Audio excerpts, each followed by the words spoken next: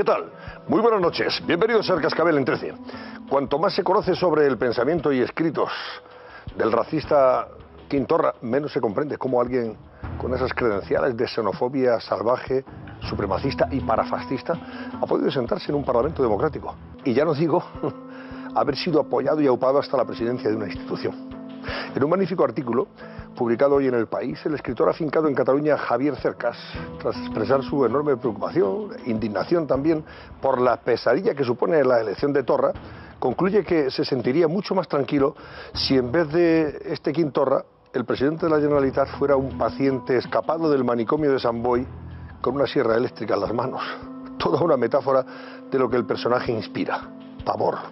Si por un lado resulta inquietante que este personaje tan sectario y radical, xenófobo y racista haya sido investido presidente de la Generalitat, por otro es, cuanto menos positivo, que desde el primer momento se conozcan sus intenciones, las pasadas, las presentes y las futuras, para que nadie se llame a engaño.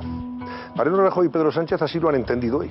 Se han reunido en la Moncloa y le han advertido que además de vigilar las cuentas de la Generalitat para evitar desviaciones del marco constitucional, a la menor ilegalidad en la que incurra, volverá el artículo 155 y no precisamente para convocar otras elecciones inmediatas.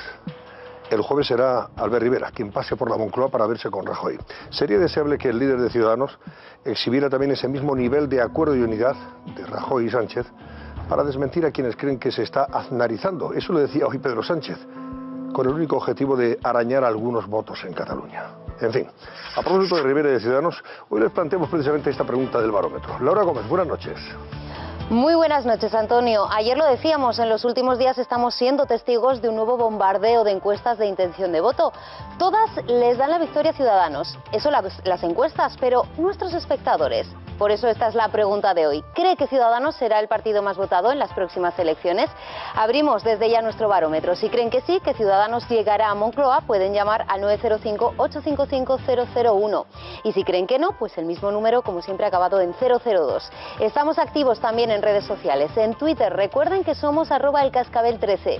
Y para comentar el programa, utilizando el hashtag #elcascabel15m. Muy bien, gracias Laura Gómez. Y a propósito de Ciudadanos, el próximo domingo va a presentar a los Ciudadanos una plataforma cívica que me imagino estará relacionado evidentemente con este buen momento que le cantan las encuestas. Pero ¿cuál es el objetivo de la plataforma en cuestión? Susana Ollero, buenas noches, cuéntanos. Buenas noches, Antonio. Pues esa es la pregunta. Ciudadanos anuncia que este domingo va a presentar una nueva plataforma ciudadana y nosotros vamos a debatir con nuestros analistas esta noche en el Cascabel en qué consiste esta nueva fórmula del partido de Albert Rivera. ¿Cuál es el objetivo de esta nueva plataforma cívica? ¿Para acercarse más al apoyo ciudadano de la calle o sin embargo está relacionado más con esos resultados de las encuestas de intención de voto que les darían la victoria? Pues las respuestas a todas estas preguntas en solo unos minutos. No se muevan.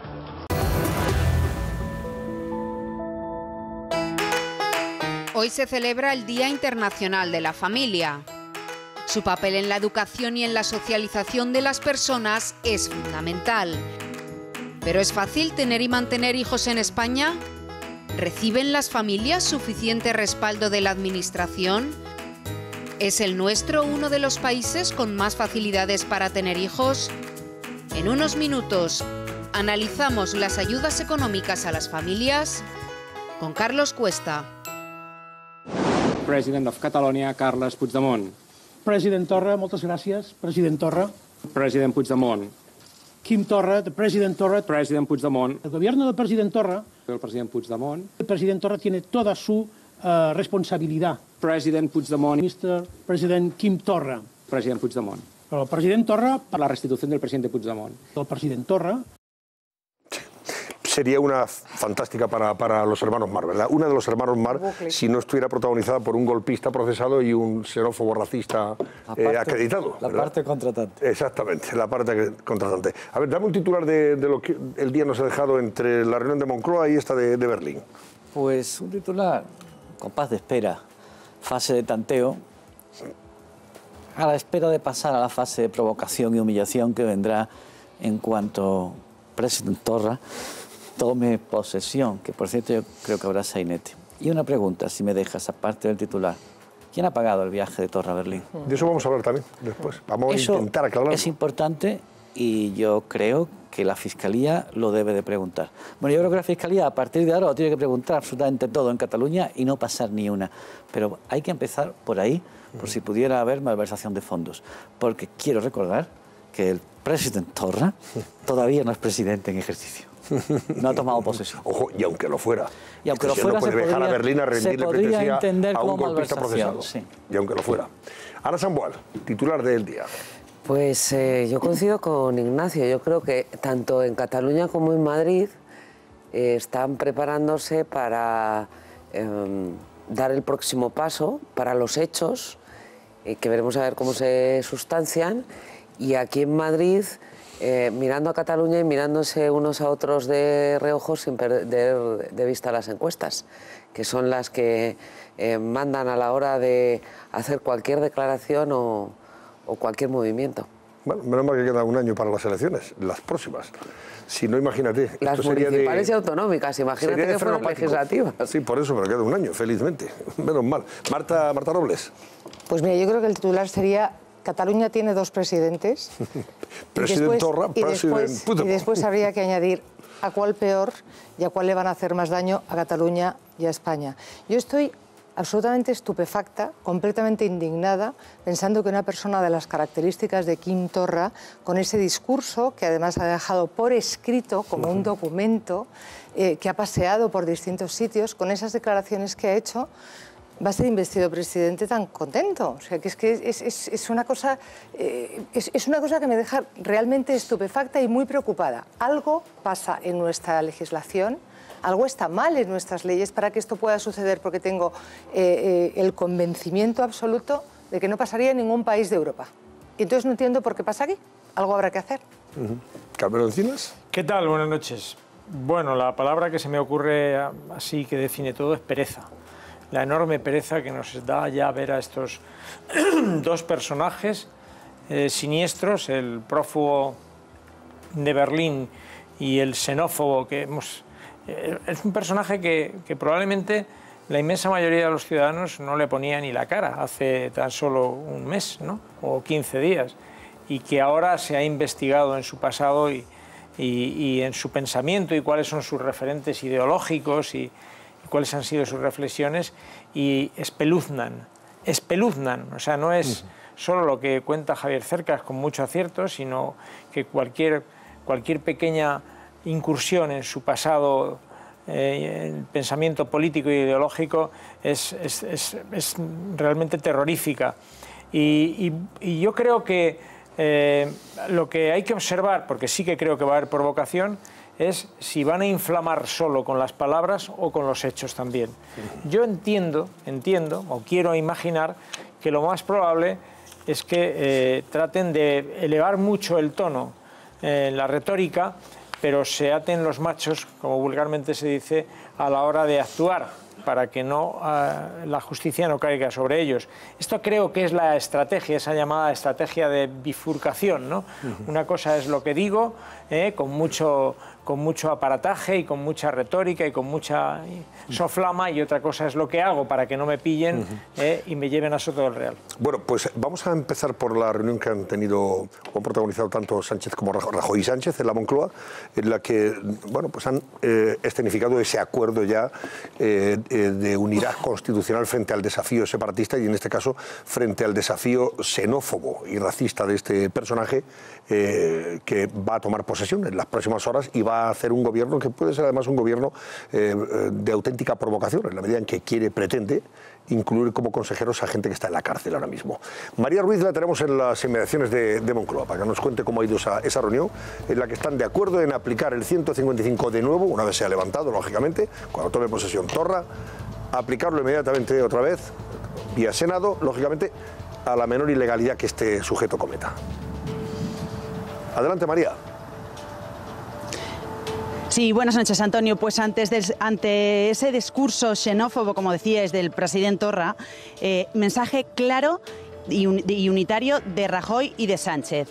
No se dudará en volver a aplicar el 155 en caso de ser necesario, y no habrá independencia en Cataluña, ni la ha habido ni la habrá. El pacto constitucionalista se refuerza en defensa de la unidad de España y de la ley. Y ambos líderes coinciden en que se seguirá dando una respuesta proporcional y pactada en defensa de esta unidad de España.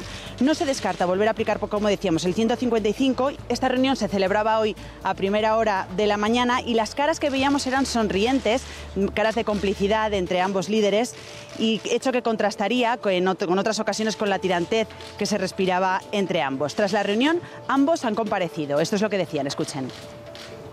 En Cataluña solo puede haber un presidente, una sola legalidad y unas únicas instituciones válidas, que son las que establece la Constitución y el Estatuto de Autonomía de Cataluña. Y quiero decir, por último, que ni hubo independencia, ni hubo república, ni la va a haber. Y que, en consecuencia, lo que no se va a aceptar, y este es el acuerdo al que ha llegado el Gobierno con el Partido Socialista, es que existan estructuras paralelas. La supervisión de las cuentas públicas a la Generalitat para garantizar que son destinadas al interés general, al bien común, y no a cuestiones que nada tienen que ver con el día a día de los catalanes y catalanas. Albert Rivera, el líder de Ciudadanos, ha calificado este encuentro como un no acuerdo y ha llamado a pasar a la acción en Cataluña. Ha dicho que eso es lo que le va a venir a pedir aquí el jueves a Rajoy cuando se reúna con él en la Moncloa. Para estar de acuerdo en que se cumplan las leyes no es un acuerdo, es simplemente que se respete el Estado de Derecho. No basta con decir cosas obvias, hay que tomar decisiones en política y, por tanto, nosotros el jueves iremos a Rajoy a proponerle soluciones. A proponer soluciones. Bueno, hoy, por cierto, Sánchez, después de su encuentro con Rajoy, se refería precisamente a la actitud que viene manteniendo Ciudadanos y su líder, Albert Rivera, en relación con este asunto, las exigencias que está haciendo de última hora para extender el 155, como si el artículo se pudiera extender más allá de la toma de posesión del propio Torra, y eso no es así. Y el señor Sánchez, por cierto, pues le ha dicho, hombre, que se está analizando, que deje de analizarse para buscar votos. Y le ha recordado que ellos ganaron las elecciones en Cataluña, o sea, Ciudadanos, y le está pidiendo al gobierno que mueva ficha, pero ellos no han hecho absolutamente nada en los meses que transcurren desde el momento en que ganan las elecciones la señora Arrimadas y el día de hoy o ayer que tomó posesión Torra. Escuchen. Saben ustedes que, en términos coloquiales, yo he venido a decir algo así como que Rivera se ha aznarizado. De alguna manera Rivera está haciendo lo que Aznar hacía cuando estaba en la oposición, que es utilizar Cataluña como herramienta de confrontación territorial. Bueno, vamos a ver qué pasa el jueves cuando vaya Rivera a ver a Rajoy, si realmente se escenifica y se explicita un acuerdo y una unidad que hasta ahora ha existido, pero que últimamente parece que se ha deteriorado ese ambiente. ¿Cómo veis este encuentro de hoy y lo que va a pasar el jueves, o puede pasar el jueves? Bueno, lo primero, sobre esta declaración que acabamos de oír de Pedro Sánchez. Aznar hizo muchas cosas mal, también hizo alguna bien. Por ejemplo, hizo una reforma del Código Penal para castigar con 5 años de cárcel al que organizara un referéndum ilegal. El PSOE la derogó, el PSOE de Sánchez la derogó, y el PP de Mariano Rajoy no la restauró cuando tenía mayoría absoluta para hacerlo. Y le hicieron 2 referéndums ilegales, no 1, 2. Bien, esto por un lado. Por otro, hombre, a mí lo que han hablado Sánchez y Rajoy hoy me parece bien, sobre todo la decisión de no tolerar estructuras paralelas que ha anunciado el presidente electo Torra, el consejo ese de electos que quiere puentear al Parlamento, la estructura en Berlín de esa especie de consejo de la República, pero a ver cómo se, voy a utilizar una palabra que no me gusta, pero cómo se implementa eso. Porque claro, es que esto de la respuesta proporcional ya lo hemos oído. Y cuando se insistió en que la respuesta sería proporcional, nos calzaron un referéndum y una declaración de independencia. A lo mejor hay que anticiparse a las respuestas proporcionales. Rivera, yo creo que juega con un poco de ventajismo. Dice que el jueves va a proponer cosas, vamos a oír lo que propone, pero que no dé a entender que el 155 se puede mantener. El 155 se puede volver a activar cuando se desconvoque, para lo cual hay que presentar una petición en el Senado. Pero está jugando confusamente a que no habría que levantarlo. Hay un acuerdo que tiene valor de ley, porque es un acuerdo del Senado, para que se levanta en cuanto Quim Torra o el gobierno que fuere tome posesión. Por tanto, no confundamos. Escuchemos el jueves qué va a proponer Rivera y si va a proponer volverlo a activar. Puede hacerlo porque el 155 no necesita que se vulnere la ley para ser activado. No es un artículo punitivo, es un artículo político que dice cuando una comunidad autónoma vulnerase la Constitución o las leyes o tomase decisiones que atenten al interés general de España, y ese interés general de España no solo lo establece la ley, lo establece la mayoría parlamentaria, en este caso en el Senado. Pero en fin, yo creo que hay un compás de espera. No me gusta la fractura constitucionalista, me da la sensación de que los dos partidos del bipartidismo clásico se están aliando contra Rivera y eso me parece un error estratégico del constitucionalismo, porque la división siempre perjudica, y un error táctico de ellos dos, porque lo que van a hacer es permitirle a Rivera tomar más distancia y empujarlo todavía más en las encuestas. Divide y vencerás. ¿Estáis de acuerdo con lo que dice Sí, divide y vencerás. Ignacio? Al final, si se quedan unos en un lado y otros en otro, eso siempre es base para una vía de escape para los propios independentistas, con lo cual hay que tener mucho cuidado con esas posturas, ¿no? Lo que pasa es que esas posturas, es que las elecciones, falta un año, pero es que están muy cerca. Defensivas está muy cerca, entonces cada uno está, uno se pone aquí... Un año en política es una eternidad. Sí, pero a lo que me refiero es que está muy cerca para los políticos. Y los políticos ya tienen el piloto automático y están haciendo campaña. Entonces yo creo que el problema es que no toman las determinaciones que deben tomar. Ese bloque constitucionalista, que es fundamental para España en este momento, no se lo están tomando como eso. No parece que Rivera se lo esté tomando como eso. O sea, no parece... Entonces están unos aquí y otros aquí. No, señores míos, ahora mismo es un tema de política y de España. Pónganse ustedes a trabajar juntos para conseguir que esto salga adelante de una buena vez, que todo eso es lo que pretendemos, y no estén pensando en su beneficio político, que da la sensación que lo están haciendo. Y tengo además la percepción de que no les va a ir muy bien al PP y al PSOE haciéndose tan amigos, porque la gente no está acostumbrada. Yo creo que Rivera hoy respiraba por la herida. Rivera es el socio de gobierno de Rajoy. Claro. Es el que le ha investido presidente, no solo él, pero es el que más diputados ha aportado. Y Mariano Rajoy, yo creo que ahí todos tienen su cálculo electoral, no ha llamado a Rivera en primer lugar, que es su socio. Ha llamado al Partido Socialista, que se puede entender en la medida que es el primer partido de la oposición, pero también puedes decir, llámame a mí, que soy tu socio, pactamos una posición común y después... Porque la anterior vez era Rivera el que no quería hacerse la foto a tres.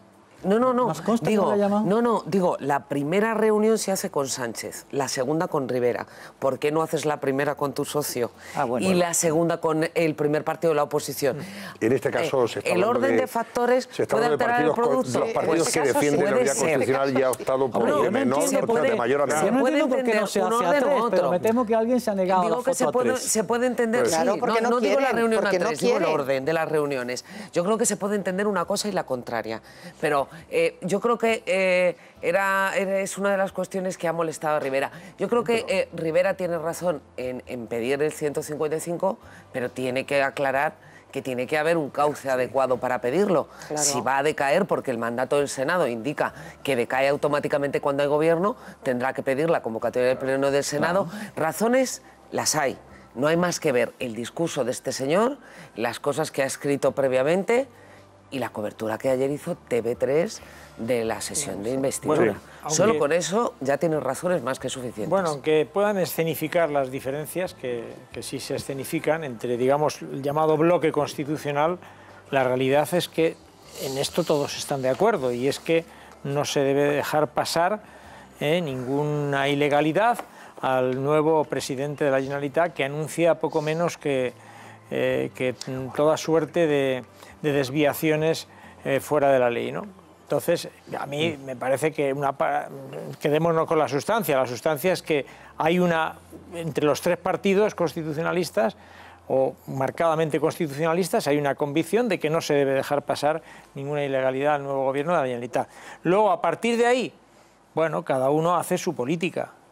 Si echamos el retrovisor, Ignacio, a los errores que ha cometido cada uno en el pasado, pues fíjate, errores ha habido por todas partes y contradicciones también. O sea, que esto, ¿qué te voy a decir? Cuando dice Sánchez que Rivera se ha aznarizado porque utiliza a Cataluña como palanca electoral, bueno, esto se lo ha encontrado así. O sea, en realidad, en Cataluña Ciudadanos ha tenido un discurso, un relato muy contundente, muy nítido, y eso se ha entendido en el resto del Estado como una posición de rigor y de fuerza y de consistencia, y las encuestas lo están reflejando. Que él lo quiera, digamos, enfatizar, pues a nadie puede extrañarle. Ningún partido en su misma circunstancia haría otra cosa que lo que está haciendo Rivera. No nos engañemos. Claro. O sea, que aquí curioso es que esto de los malos y lo bueno. Luego, y ya termino. Cuando Aznar es un referente para muchos. Y luego lo que hay que ver es lo que propone Rivera pasado mañana. A ver, dice que va a hacer propuestas. A ver qué propone. Bueno, pues no sé si tiene mucho margen de maniobra con las propuestas. Sí. No sé si, pero fijaros, no sé si tiene, pero a ver, déjame un momento, que tenemos que seguir avanzando. Ahora ha utilizado Cataluña como palanca electoral, que lo has dicho tú. ¿Quién no lo ha utilizado? Porque todos lo han utilizado en algún momento. Retomaremos el tema enseguida, porque antes quiero que José Luis Pérez nos cuente, bueno, cómo ha sido el día 1 de este señor Torra en Berlín, que es lo primero que ha hecho, ir a rendirle pleitesía a quien le designó con el dedo caprichoso y bobaricón, que decía nuestro amigo García, ¿verdad? Eso es. El día 1 de esa presidencia, que quiere darle un carácter, Quim Torra, muy simbólico, porque su primer acto ha sido rendir pleitesía en Berlín a Puigdemont, y dice que el siguiente quiere que sea visitar en las cárceles a los líderes independentistas que están encarcelados de manera preventiva por vulnerar la Constitución y por ese presunto delito de rebelión. Pero decíamos que en esa convocatoria que nos apuntaba nuestra corresponsal en Berlín no ha sido ni tan numerosa ni ha tenido la crítica que esperaban, la crítica favorable que esperaban los independentistas. En esa convocatoria el expresidente Puigdemont pedía de hecho la implicación de la Unión Europea en torno a su causa. Lo cierto es que hasta ahora sí que se han implicado, por ejemplo, cerrándole la puerta al propio Puigdemont cada vez que intentaba tener una reunión con algún alto dirigente de la Unión Europea. Hoy volvía a intentarlo. The only tool that we need to solve our conflict, which is a political conflict, is democracy. The rest of the European Union has seen clearly that is not only a domestic issue. So it concerns the majority, the whole European Union, to be involved in any direction in order to help to find that solution. Ha sido bastante comentada, por cierto, la puesta en escena de esa comparecencia, con el foco apuntando, con ese haz de luz que apuntaba a cada uno del expresidente y el actual presidente. Cuando le tocaba el foco a Quim Torra, una de las primeras cosas que ha dicho ha sido ofrecer y pedir, casi en tono de exigencia, al presidente Rajoy día y hora para un encuentro. President Rajoy, please, you fix a time and place. After taking office, first thing I will do will be to send a letter to President Rajoy asking so. It is not enough to lift our Article 155 intervention. If the Catalan government does not have control over its own finances, this means intervention by other means. ¿Qué ha respondido a esas palabras de Quim Torra el presidente del gobierno, Mariano Rajoy? Pues ha venido a decirle, de acuerdo, cuando usted quiera, yo le recibo cuando usted quiera, pero con una única condición. Le ha exigido respetar desde el principio y hasta el final la ley. Yo, por supuesto, que voy a recibir al presidente de la Generalitat si él me lo pide. Jamás me he negado a hablar con el presidente de la Generalitat ni con el presidente de ninguna comunidad autónoma. Es algo que no tendría ningún sentido, pero él ya sabe que el presidente del gobierno, el de España y el de cualquier país europeo, tiene que hablar dentro de la ley. Bueno, digamos que eso es lo que ha dado de sí ese encuentro en Berlín de Torra y Puigdemont, pero antes, justo antes de partir, sí. O sea, en inglés, y a los que le interesa lo que digan, si es que dicen algo interesante, ¿vivimos en España todos? Bueno, habían citado a varios medios internacionales. Pero ya nos ha dicho Rosalía Sánchez que la cita ha sido descriptiva en cuanto a presencia, ¿no? Exacto. Ha habido el Tato y alguno más, creo. Se estaba dirigiendo a Rajoy. Sí, pero en inglés. Y le hablaba en inglés. En inglés, está muy bien, todo está muy bien. En fin, el vodevil ha sido perfecto. Sabes que le gusta mucho utilizar el inglés en sus comparecencias internacionales. Pero decía que justo antes de partir hacia Berlín, el presidente Quim Torra participaba en esa entrevista en Cataluña Catalunya Radio, donde, entre otras cosas, fíjense de qué se siente orgulloso. Una de las cosas de las que se siente orgulloso el nuevo presidente de la Generalitat de Cataluña es de que toda su familia, dice él, pertenece a esos autodenominados comités de defensa de la República. El que ha fet aquesta gent d'aquest país és fabulós. S'ha associat a les entitats, a Òmnium, a l'Assemblea, als CDRs. Jo tinc tota la meva família apuntada a CDRs. Rajoy insiste, sí, de los muy cafeteros, Digo que Rajoy insiste en aplicar en este caso aquello de por sus hechos les conoceréis, pero sus palabras apuntan la dirección de los hechos. Y es que en esa entrevista también Quim Torra decía que a su juicio se debería haber defendido hasta el final aquella república de unos segundos, en palabras y en el Parlamento, en palabras en el Parlamento de Puigdemont. I penso que la nostra gran oportunitat va ser el 10 d'octubre. Efectivament. Què creu que havien d'haver fet? Proclamar la república i defensar-la, i que ningú marxés del país. Un testimonio más de esa entrevista, magnífico, la primera que ha concedido como presidente de la Generalitat a Catalunya Radio. Él sostiene que, por supuesto, va a mantener la obediencia debida solo al Parlamento. No ha hablado ahí de las leyes, no ha hablado de la Constitución, obediencia debida al Parlamento de Cataluña. Y acto seguido dice que su intención es restituir en su cargo a todos los consejeros que fueron destituidos. Volen ser restituïts tots ells en els seus càrrecs? Sí. En tots els casos? En tots els casos. Inclòs el major dels Mossos d'Esquadra, Josep Lluís Trapero? A tothom, és que el principi de restitució és per tothom. El que a mi m'importa és el que consideri el Parlament de Catalunya i el poble de Catalunya. Y por supuesto, venimos comentando que en Europa ya están alarmados al leer algunos de los textos abiertamente racistas que ha firmado en el pasado reciente el nuevo presidente de la Generalitat. Hoy le han preguntado por su relación con los españoles. Y ha dicho esto: los españoles son un pueblo hermano. Els espanyols és un poble germà, els espanyols és un poble que estimo i lamento molt alguns tuits que s'hagin pogut treure fora de context. Però no són tuits, són articles també, president. Adreçats al govern, doncs es poguessin malinterpretar. Jo sempre he pensat que el problema de la llibertat de Catalunya és també un problema de llibertat del poble espanyol.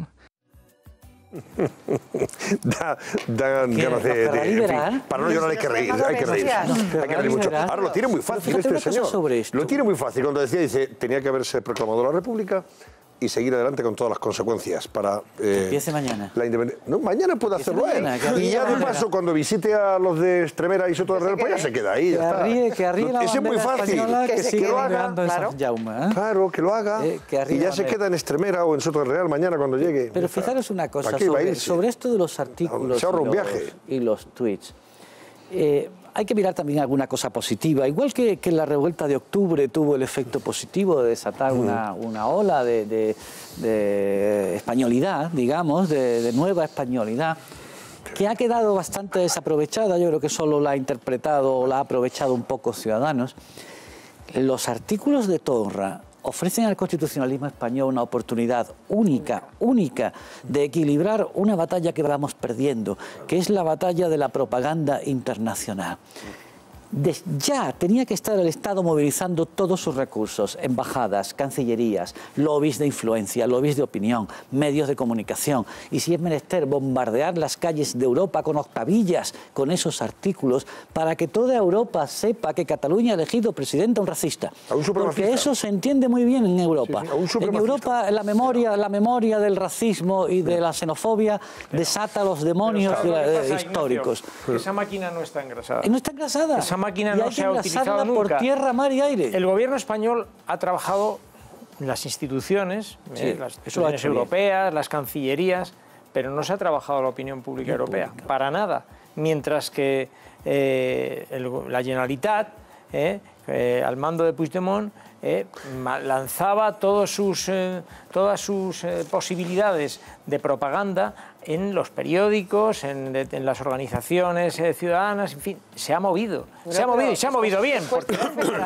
De ahí así se puede entender que la opinión pública Europea esté, digamos, un poco desconcertada. Hay medios que ya entran en la razón, en ver cuál es el trasfondo de lo que ha pasado aquí, y otros, sin embargo, están completamente perdidos y se quedan en la parte superficial, en que es que la democracia en España no funciona, que si el franquismo, que todo este rollo que les han metido algunos a costa, en algunos casos a costa nunca es tarde, hay que empezar.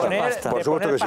Oye, preguntaba Ignacio Camacho precisamente sobre el viaje. ¿Quién había costeado el viaje de hoy a Berlín? De este señor, que todavía no es presidente oficialmente, no ha tomado posesión, por tanto, y que ha viajado a Berlín inmediatamente para ver al señor que le designó como tal.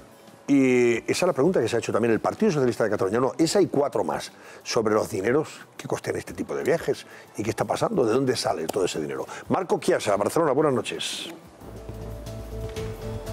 Buenas noches, Antonio. Así es, el Partido Socialista de Cataluña ha registrado hoy 5 preguntas en la mesa del Parlamento para conocer cómo ha pagado Quim Torra ese viaje a Berlín para reunirse con Carles Puigdemont. Preguntan los socialistas si ese viaje se ha hecho de carácter oficial, si Quim Torra ha viajado como presidente de la Generalitat y, en ese caso, que cuál era el plan exacto de la visita, que cuál era el programa. Además, también piden explicaciones sobre los acompañantes de Quim Torra y sobre los detalles exactos de los gastos que se han llevado a cabo en la capital de Alemania. Recordemos que Quim Torra dijo que pensaba hacer todos los viajes que hicieran falta hasta Berlín para reunirse con el que él considera el presidente legítimo de Cataluña. Mientras tanto, Enric Millo, el delegado del gobierno en Cataluña, le recuerda que pagar esos viajes con dinero público puede constituir un delito y puede acarrear problemas legales a Quim Torra, y también le recuerda que hasta que no tome posesión del cargo no será el presidente de la Generalitat. Y como decíamos antes, ya no solamente tendrá que demostrar con qué dinero paga estos viajes, es que en el caso de que tome posesión como presidente de la Generalitat, este viaje no podría facturarlo con cargo a las arcas públicas. Hombre, yo entiendo que no puede haber... ¿A cuento de qué puede ir a ver a un señor que está procesado? En la medida no está justificado de ninguna de las maneras. En la medida en que todavía no ha tomado posesión, entiendo que no puede disponer de dinero público. Recordemos que el 155 sigue vigente y que las finanzas de la Generalitat están intervenidas por el Ministerio de Hacienda y van a seguir intervenidas no por el 155, sino en virtud de la Ley de Estabilidad. Ahí está la clave. Bueno, si se lo ha pagado el Parlamento, entonces tendrá que responder el Parlamento. Es que eso es uno de los errores del 155. Claro. Intervenir solo el Poder Ejecutivo y no el Legislativo. Es que no se cerró el Parlamento. Porque era complicado. Ese fue uno de los graves. Oye, por cierto, ¿sabéis que Torra, el tiempo que esté como presidente ya, tiene derecho a un sueldo vitalicio de 7.000 euritos. A una pensión vitalicia. A una pensión vitalicia. Bueno, sueldo vitalicio. Con un día que tome posesión, un xenófobo, tiene derecho a una pensión vitalicia. Sectario y supremacista que va a vivir del cuento ya a partir de ahora. Por eso os estaba diciendo antes que hay cosas que se hacen mal, que nuestra legislación hace mal, que de verdad que esto hay cosas que se tendrán que cambiar. Eso pasa en todas las autonomías. Me parece muy bien, pues habrá que cambiarlo, porque no puede ser que un tipo de estas características, con este discurso ofendiendo a todos los españoles y con esas ideas, más luego lo que vaya a hacer, resulta que tome posesión y después tenga su sueldo vitalicio para siempre. ¿Cómo es posible? Ofendiendo a los españoles y a los derechos humanos. Por estar un día, en general, sea quien sea independentista o sea futbolista o ciclista,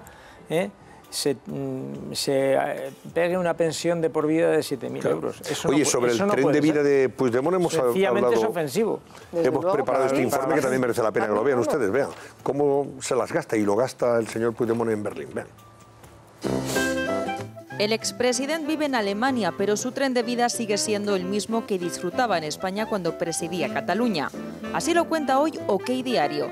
Puigdemont tiene asignada la nada desdeñable cantidad de 500.000 euros al año, y solo para gastos personales. Comenzamos al desglose, vayan sumando. El expresidente se aloja en una suite de este hotel en Berlín, el Adagio. Cuesta 200 euros la noche. Además, tiene 2 escoltas personales asignados de forma permanente que cobran alrededor de 4.000 euros al mes cada uno. Sus gastos de manutención también están incluidos. Se alojan en el mismo hotel que Puigdemont, aunque sus habitaciones son más baratas, unos 120 euros la noche. Los escoltas disponen de 2 coches para traslados, de un Renault Space que cuesta 40.000 euros y de un segundo automóvil para seguimientos, labores de escolta y seguridad. A todo esto hay que sumar el presupuesto destinado a las visitas de la familia del expresidente en Alemania. Su mujer, Marcela Topor, y sus 2 hijas vuelan de forma habitual para verle y todos sus gastos de traslado y estancia están cubiertos. Pero aún no hemos terminado. La casa de Waterloo, donde se alojaba antes Puigdemont, se sigue pagando, por si fuera necesaria, a razón de 4.400 euros al mes. Si sumamos todos estos importes, más los gastos personales del propio expresidente, superan el $500.000 al año. Pero, ¿de dónde sale todo este dinero? Según la Guardia Civil, que investiga esta financiación, de una red de empresarios amigos que estarían devolviendo los favores concedidos por Puigdemont durante su mandato. Y parece que el día va de números, porque hoy hemos conocido también cuál será la pensión vitalicia del recién elegido presidente de la Generalitat, Quim Torra. 7.000 euros netos al mes, solo por haber sido investido, dure lo que dure su mandato. Bueno, vamos a ver, Laura Gómez, siguen apareciendo, claro, el currículum es muy frondoso, el del señor, sus escritos están ahí y el pasado se hace presente y por eso pues hemos conocido la personalidad y no solamente lo que escribe, sino lo que piensa y cuáles son sus referentes ideológicos y sus referentes desde el punto de vista del liderazgo, del separatismo, y todo eso lo ha escrito y lo ha compartido durante estos años el señor Torra. Y han aparecido nuevos escritos, Laura. Pues fíjate, Antonio, que la hemeroteca de Torra está siendo un suma y sigue. Conocemos nuevos artículos del ya presidente de la Generalitat que nos enseñan cosas como esta que vamos a ver ahora. Habla sobre 2 grandes deportistas del ámbito nacional y dice que Pau Gasol o Rafael Nadal no expresan la catalanidad que quieren hacer conocer. Son más España, asegura Torra en una entrevista de hace 7 años. Pero hay más. Así titulaba el presidente de la Generalitat uno de sus artículos en El Matí, donde colaboraba habitualmente. Fue en el año 2010. España esencialmente ha sido un país exportador de miseria, dice ese artículo. Torra deja constancia, según su opinión, de que todo lo que ha sido tocado por los españoles ha llevado a discriminaciones raciales, diferencias sociales y subdesarrollo. Pero no es el único tampoco. Fijaos en lo que escribió el ya presidente de la Generalitat en el año 2012 en ese mismo digital. Se dirigía a los que hablan castellano en Cataluña. Dice, no es natural hablar español en Cataluña. No querer hablar la lengua propia del país indica desarraigo, afirma Torra. La lengua es el alma de la patria y cuando se decide no hablar en catalán se está decidiendo dar la espalda a Cataluña. Sobre su desazón con el castellano hablaba también en 2009. ¿Qué deterioro?, dice en este artículo. Sales a la calle y nada te indica que eso sea la calle de tus padres y de tus abuelos. El castellano avanza implacable, voraz y rapidísimo, dice Torra. Y en ese mismo año también se pronunciaba sobre la independencia. Miren cómo titula el artículo. Hace referencia a los políticos catalanes y dice: no puedo confiar en nadie que no tenga la independencia como prioridad para mañana a las 8 de la mañana. Pues este es un resumen, Antonio, de lo que hemos podido encontrar de Torra en sus artículos. Bueno, en fin, es una menudencia al lado de aquel escrito en el que definía a los castellanoparlantes en Cataluña como bestias. O esto que te voy a leer. Con odio, que destilaban odio, porque todo lo que no fuera español y castellano, pues les producía lipori, les producía, en fin, un picor. O esto que te voy a leer, Antonio. Esto, aunque no lo parezca, lo ha escrito Quim Torra y no Sabino Arana. Sí. Habla de los socialistas españoles. Ah, claro. Hizo alguna referencia ahí, ¿verdad? Los cruces de la raza del socialista catalán con la raza del socialista español fueron aumentando y aumentando hasta llegar a mutar el propio ADN de los autóctonos. Hoy nada es más igual a un socialista catalán que un socialista español. La vieja y honorable raza del socialista catalán se dará por extinguida, aunque de manera totalmente científica haya ciertos individuos que se reclamen continuadores.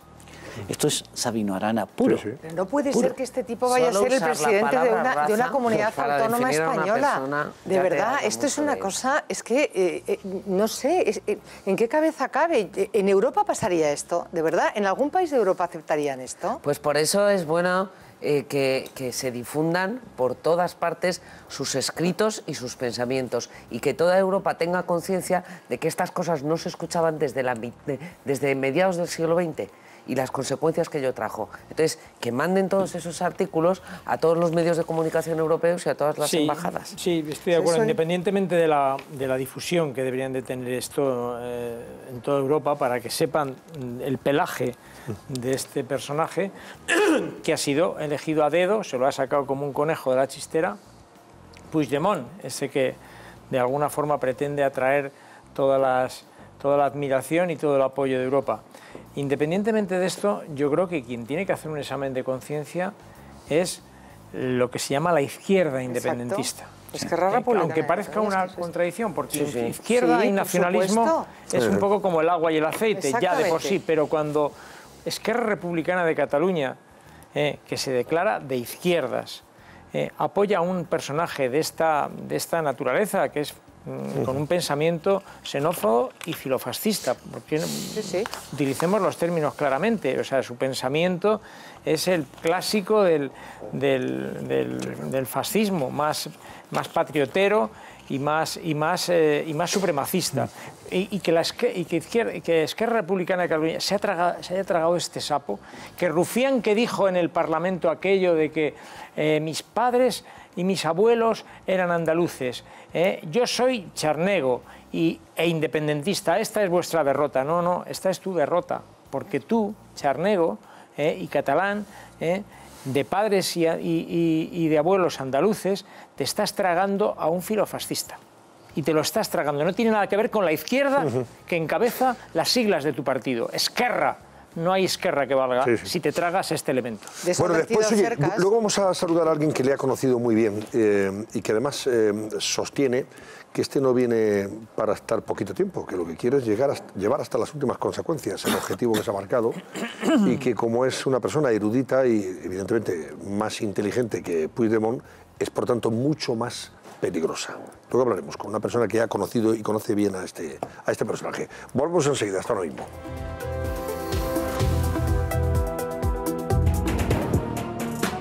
Francisco Oya se ha convertido en el primer docente sancionado en Cataluña por combatir el adoctrinamiento en las aulas.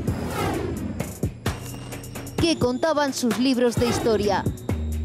¿Contenían información sesgada sobre el catalanismo? ¿A qué se ha tenido que enfrentar este profesor?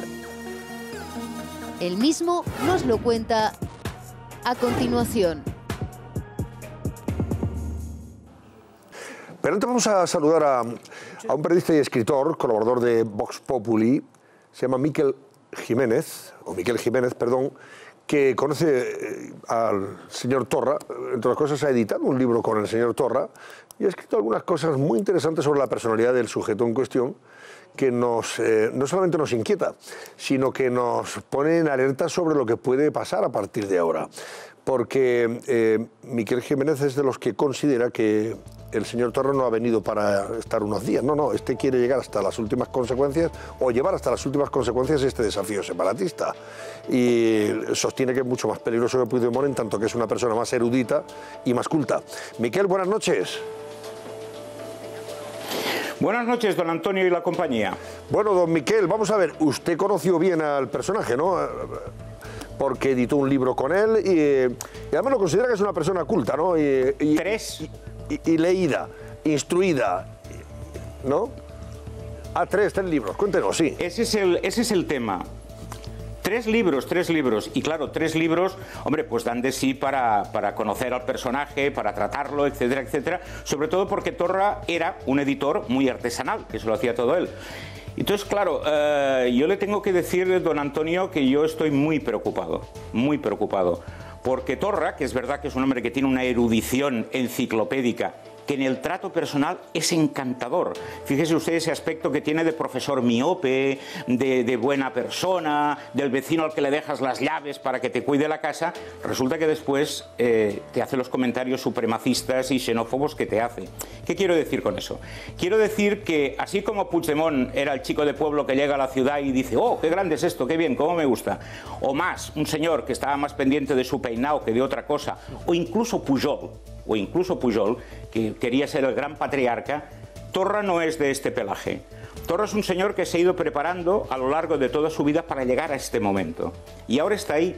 Y quien piense que va a ser Pipino el Breve, pues se equivoca muchísimo, porque este señor ha llegado para quedarse y para hacer todo eso que lleva defendiendo durante muchos años. Es decir, cuando dice la República Catalana, yo voy a ir hacia ahí, es que va a ir hacia ahí. Y cuando va a ver a Puigdemont a Berlín, no crean ustedes que va a ir a rendir pleitesía, va a hacerle el paripé, a decirle tú vas a ser la reina madre, pero quien tiene la firma en Cataluña, quien va a pagar a TV3 la pasta que le están pidiendo ahora, quien va a pagar a la ANC, quien va a pagar a Òmnium, quien va a pagar a todo ese entramado de entidades separatistas, va a ser el señor Torra. Ya sabe usted que el que controla el dinero, controla el poder.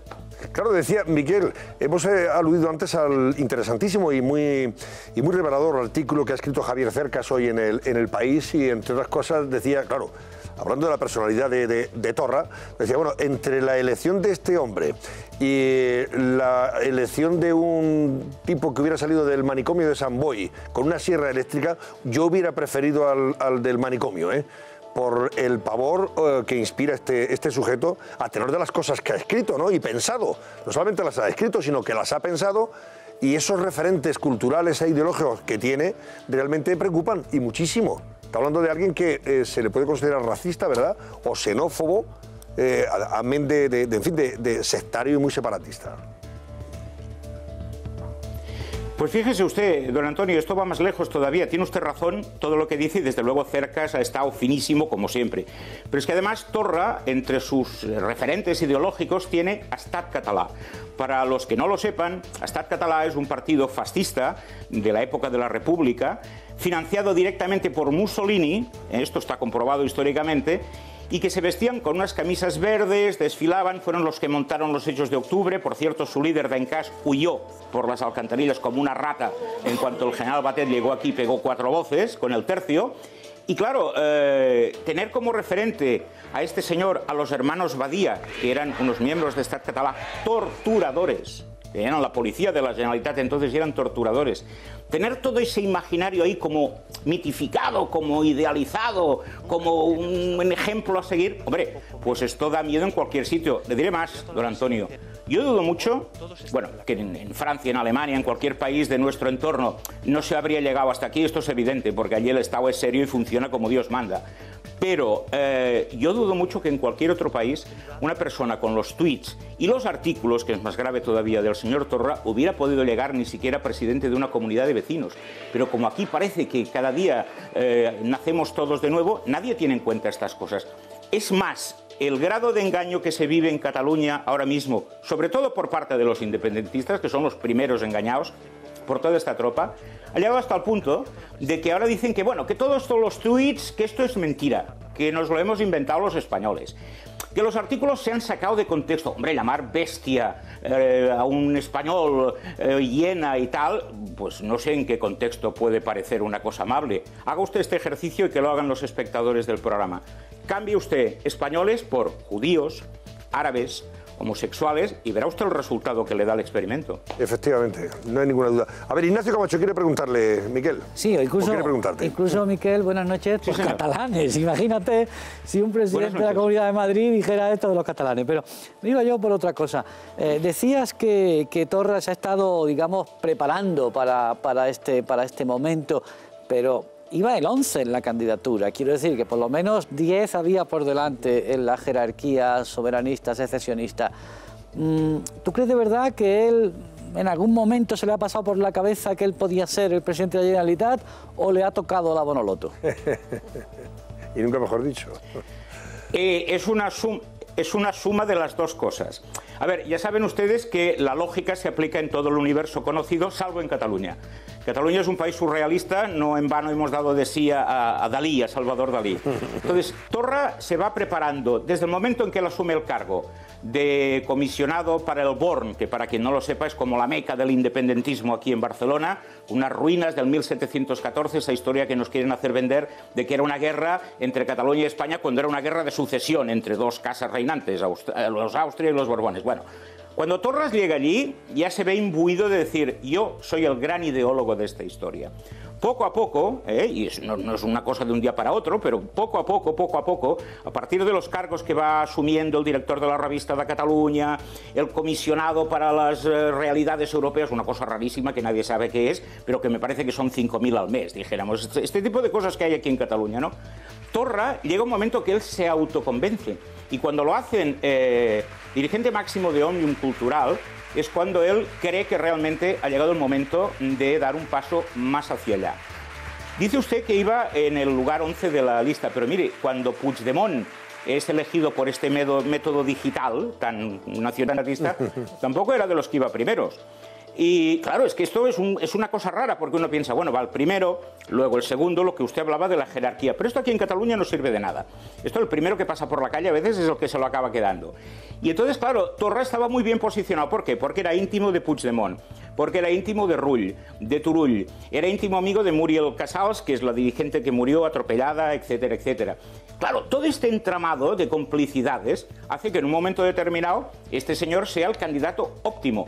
Óptimo, yo también, permítanme que les diga una cosa, yo dudo que sea el más óptimo para los separatistas, porque la mejor manera de pegarse un tiro en el pie ha sido poner a este señor, que al momento cero de salir le han salido todos los tweets, todos los artículos, etcétera, etcétera. Pero bueno, en todo caso, él está ahí y no creo que sea casual tampoco, ¿eh? Bueno, una cosa más, Miquel, que Carmelo Encina le quiere preguntar y le despedimos. Miquel, ¿qué tal? Buenas noches. Bueno, el conocimiento enciclopédico y la erudición no es incompatible con la locura.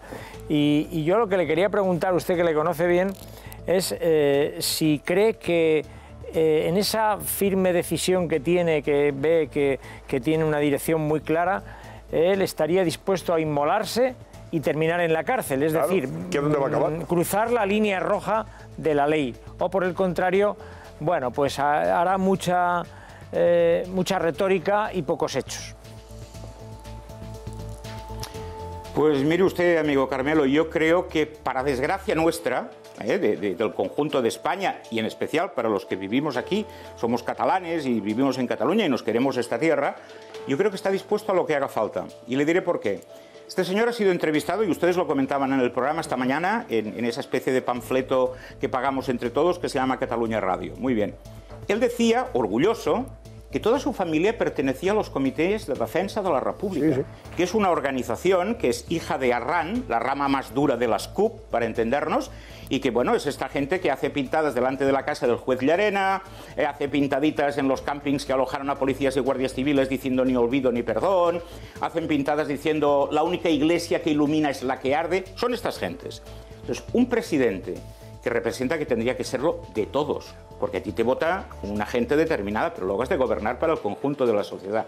Una persona que dice eso y se envanece, es decir, mi familia, todos están apuntados a los CDR. Una persona que dice que voy a llevar hasta las últimas consecuencias la República. Voy a coger todas las leyes que ha invalidado el Tribunal Constitucional, como si esto fuera tortas y pan pintado, y las voy a volver a poner en acción. Esta persona está muy decidida y yo creo que la capacidad de inmolación que tiene este señor, a mí, personalmente, me hace poner la piel de gallina. Bueno, vamos a ver qué pasa. Miquel Jiménez, ha sido un placer, de verdad, escucharte y compartir tus impresiones acreditadas, que parten del conocimiento que tienes del personaje en cuestión. Gracias, Miquel, y hasta una próxima ocasión. Gracias y muy buenas noches. Gracias, un abrazo. Igualmente. Bueno, pues vamos a dejar ahí el tema. En fin, ya veremos. A ver, esto no acaba aquí, ni mucho menos. Mañana más. Ya dijimos que este sujeto nos iba a dar grandes tardes de gloria. Y me temo que así va a ser. José Luis Pérez, ¿qué pasa con esa plataforma de Ciudadanos que quiere presentar el próximo domingo Albert Rivera? No sé si al calor de las encuestas que le van tan bien o en fin, como una forma de canalizar pues ese auge que está experimentando el partido en cuestión, ¿no? Lo cierto es que los mensajes que estamos escuchando a Albert Rivera después de efectivamente esas encuestas en las que le ha ido muy bien, casan de manera, digamos que, pues como anillo al dedo con lo que viene a decir detrás de esa gran plataforma que va a volver a presentar. Y ahora explicaremos por qué utilizo el término volver a presentar. Porque en los últimos días, después de esas encuestas, estamos escuchando de nuevo a Albert Rivera hablar del fin del bipartidismo, hablar de la nueva política. Eso es lo que puede estar detrás de esa noticia que avanzaba hoy La Vanguardia, la creación de una plataforma.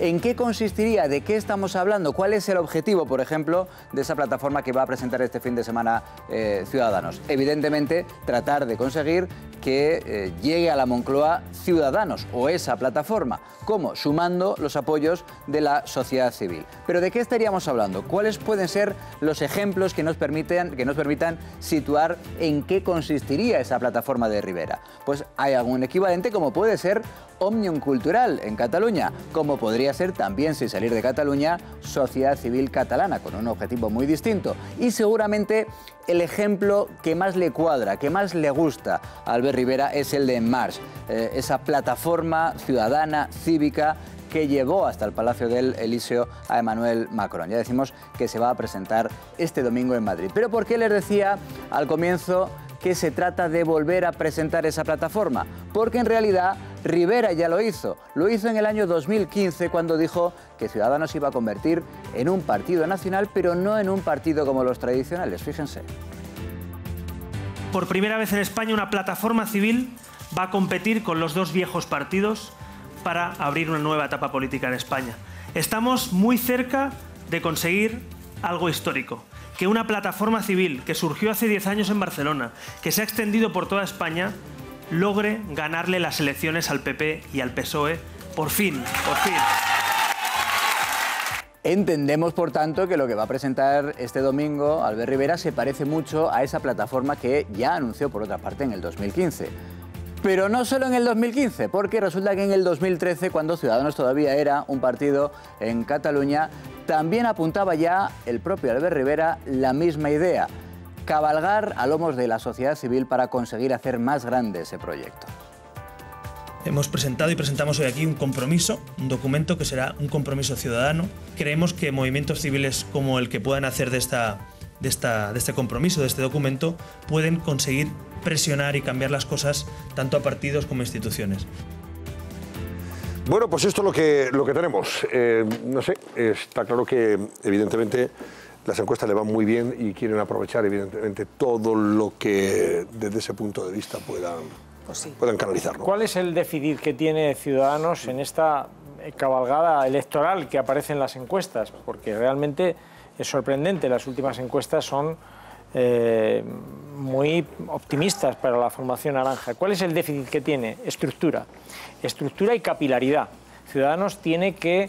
es un partido que se ha formado en muy poco tiempo, de una forma muy rápida, y lógicamente no tiene ni de lejos, digamos, el armazón, la urdimbre que tienen partidos como el Partido Popular o el Partido Socialista Obrero Español. No lo tiene.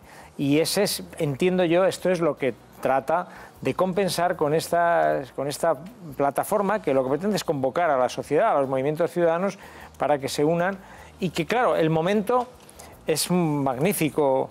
Es magnífico para esta formación y, por tanto, tiene un poder de atracción enorme, donde puede elegir, digamos, a los mejores de quienes se puedan juntar con a esta idea, ¿no?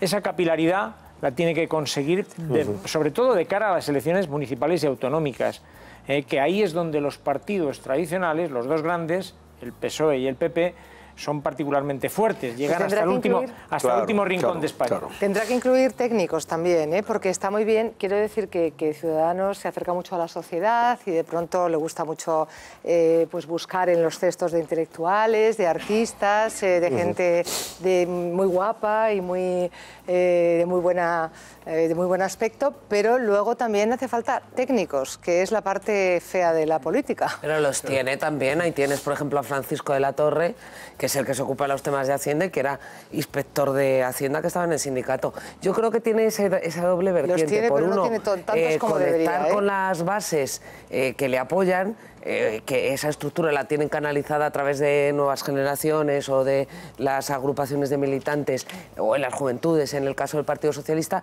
pero la otra vertiente es la de visibilidad. Si Ciudadanos te llena una plaza de toros como en su día la de Valencia, el Partido Popular, un Vista Alegre como Podemos, eso al final se acaba trasladando a las televisiones y tiene un efecto llamada. Yo creo que tiene la versión interna y en el Partido Popular y en el PSOE dudan consideran que pueda presentar listas en las municipales en el 50% de... En las zonas rurales, sobre todo. Eso sí, claro, el 50% de le falta todavía esa y es posible también que no le haga falta. Sí. Eso es otra cosa. Está calcando el movimiento de Macron. De Macron, ¿no? Está calcando la estrategia de Macron. Y, hombre, la plataforma tiene otro significado. Es el sitio por el que te subes al tren. La plataforma sirve para que gente del PP y del PSOE se suba al tren de Ciudadanos a través de ese... Ese sería el objetivo. La rampa. Es el jardín de la casa común que quiere construir Rivera con gente que procede del PSOE, gente, no solo votos, sino cuadros, cuadros técnicos, directivos y tal, que proceden sobre todo del PP, no nos engañemos, del PSOE, de la administración del Estado, etc. Por eso en la última convención del Partido Popular, la de Cifuentes, Cospedal decía, aquí hay sitio para todos, no os vayáis, que aquí tenéis un futuro. Lo que a mí me llama más la atención es que Rivera se está moviendo sin encontrar respuesta. Es decir, nadie le hace frente, va surfeando una ola. El PP está abotargado, está encogido, sus militantes viven en estado de desorientación, diciendo que nos comen, y aquí no sale nadie por ellos. Son conscientes, además. Perfectamente conscientes de que no hay reacción. La ola crece, Rajoy dice, no, ya descenderá. Ya descenderá. Bueno, ya descenderá, pero hay un momento en el que como cuaje la sensación de cambio de ciclo, ya eso no lo para nadie. Y en el PSOE igual, en el PSOE tampoco le están haciendo frente. Con lo cual, él avanza. Y esto, a ver, lo vimos perfectamente en Francia. Lo vimos en Francia con Macron, cuando también le decían, no, este se va a estrellar, al final los grandes partidos y tal. Y mira lo que pasó con los grandes partidos. Es que está muy desgastado. En fin, ya veremos a ver. Partidos, en cualquier caso, es verdad que en el Partido Popular están convencidos de que la única preocupación de Rajoy hasta el día de hoy, además de lo de Cataluña, si esto se recondujera, que no se va a reconducir ya hemos visto que con este personaje es imposible, la otra era sacar adelante los presupuestos y a partir de ahí ya hacer política. Hacer esa política de la que muchos en el propio Partido Popular están pidiendo que haga el gobierno, lógicamente, y también el propio partido. Y me temo que lo de Cataluña no le va a permitir hacer esa política, por lo menos en la dirección que ellos quieren hacer. La política que tiene que hacer es Cataluña. Claro. Es decir, y lo otro, pues, vamos a ver si no está condicionado por lo de Cataluña también. Ya no hay otro factor de decisión electoral en el centro derecha que Cataluña. Todo lo demás a la gente le importa muchísimo menos. Hoy hemos visto que es día de San Isidro en Madrid, se han publicado las encuestas, los medios sobre la alcaldía de Madrid, que Ciudadanos también va despegado. Eso no es porque Carmena quiera peatonalizar la Gran Vía, eso es por Cataluña. En Madrid la gente va a votar al alcalde o a la alcaldesa en función de la política en Cataluña. Ni Partido Socialista ni PP tienen candidatos. Y hay un factor también en Madrid adicional, que es el tema de la corrupción, de la sensación de nos han engañado. Y no hay candidatos todavía. La gente a la que han votado. Claro, luego veremos a ver. Sí, pero aquí es uno detrás de otro. El relevo era Cifuentes y mirado. Señores, esto es muy desesperado. Hay un momento que ya no se puede soportar más. Es desconfianza absoluta. El PP en Madrid está devastado. Pues sí, de Madrid está devastado, porque la gran esperanza con Cataluña y Andalucía no gana el Estado. Pero la gran esperanza blanca que era Cristina Cifuentes, que había combatido internamente la corrupción, se les ha venido abajo porque hace 2 meses, solo 2 meses, hace 2 meses todas las encuestas daban que Cristina Cifuentes podía revalidar la presidencia de la Comunidad casi sin problemas. Y todo eso se ha venido abajo, porque era la gran esperanza. Ahora no tienen candidato ni para el ayuntamiento ni para la comunidad. Y encima el fondo de corrupción al que se refería Ana, que queda en el imaginario de los madrileños. Es como no hay recambio, no hay cantera, porque todo está podrido. Madrid aparece ante la ciudadanía, el PP de Madrid, como una auténtica fosa séptica. Esta es la realidad. Pues si el PP pierde Madrid, está hundido. 11:38 de la noche. Hoy es el Día Internacional de la Familia. Se está todavía celebrando. Así fue declarado en 1993 por la ONU, por cierto. Y es una muestra de la importancia que la comunidad internacional también le da a la familia, lógicamente. Comunidad básica de la sociedad y de la preocupación que existe por la mejora de la condición de muchas familias en el mundo. Y en España el Foro de la Familia, lógicamente, ha estado muy activo para que este día se recordara, con lemas como Tu familia, tu bandera, que luego hablaremos con su director, con Javier Rodríguez. Pero antes queremos que Carlos Cuesta, buenas noches, Carlos. Muy buenas, ¿qué tal? Nos digas cómo está tratada la familia en España desde el punto de vista del gobierno de turno, da igual que sea este otro, y desde el punto de vista fiscal, si recibe los apoyos necesarios, si realmente está abandonada, o se puede hacer mucho más en ese territorio Mira, si me lo tan preguntas, importante como el de la familia. El cómo está tratada en una palabra y con 3 letras, mal. ¿Vale? Y ahora, si quieres, pasamos a los datos para ver cómo está de mal tratada. Lo primero que quiero hacer, una aclaración. Vamos a ver, las familias no están pidiendo que nadie les dé lo que no merecen. Las familias son la principal unidad en estos momentos de aportación económica porque son las que sostienen el estado del bienestar. Tú no crías hijos bien educados, no crías hijos bien educados que quieran trabajar y se te viene abajo la sanidad, la educación, todo lo que conocemos, ¿vale? Por lo tanto, de lo que estamos hablando es de qué merecen, que es una parte de todo lo que están aportando en estos momentos al esquema económico, social, cada uno que lo llame como quiera. Ayudas económicas a las familias. Vamos a las familias numerosas. ¿Por qué nos vamos directamente a las de 3 hijos o más? Porque las de menos no tienen nada, básicamente. Con lo cual tienen el famoso mínimo que se incorpora en la deducción por IRPF, pero estamos hablando de una cuestión que es literalmente ínfima. Vámonos a las familias numerosas. Hay una asignación integral, pero vamos a explicar el truco del almendruco. Asignación íntegra anual de 291 euros por hijo. ¿Quién la puede recibir? Bueno, con menores de 18 años a cargo, es decir, personas menores de edad que convivan en la familia. Pero ¿dónde está el truco? En los ingresos. Esta horquilla es la que te permite como máximo poder acceder a los 291 euros por hijo. De 17.467, si llegas aquí cobras los 291 euros y se va reduciendo hasta llegar a los 18.296. Estas cuantías son brutas, incluyen los impuestos. Si le quitamos los impuestos significa que esta unidad familiar estaría cobrando unos 13.000, 14.000, vamos, lo que se viene llamando un milieurista. Y la gran pregunta es, ¿algún milieurista puede tener 3 hijos? Pues nada, yo creo que por ahí deben estar buscándolo. En cuanto lo encuentren, lo ponemos ya con nombres y apellidos. Incremento que se tiene a partir de superar el cuarto hijo más, ahí sí que tienes ya una pequeña aportación adicional, 2.829,24. Cuidado porque estamos hablando de importes anuales, es decir, con esto, pues yo no sé qué pagas, ¿sabes? Si uno de los pañales de cada 5, no sé si pagas una de las meriendas de cada 10, pero más o menos por ahí anda el ratio. Vamos a ir viendo más datos de este maravilloso trato que se dispensa a las familias numerosas en España.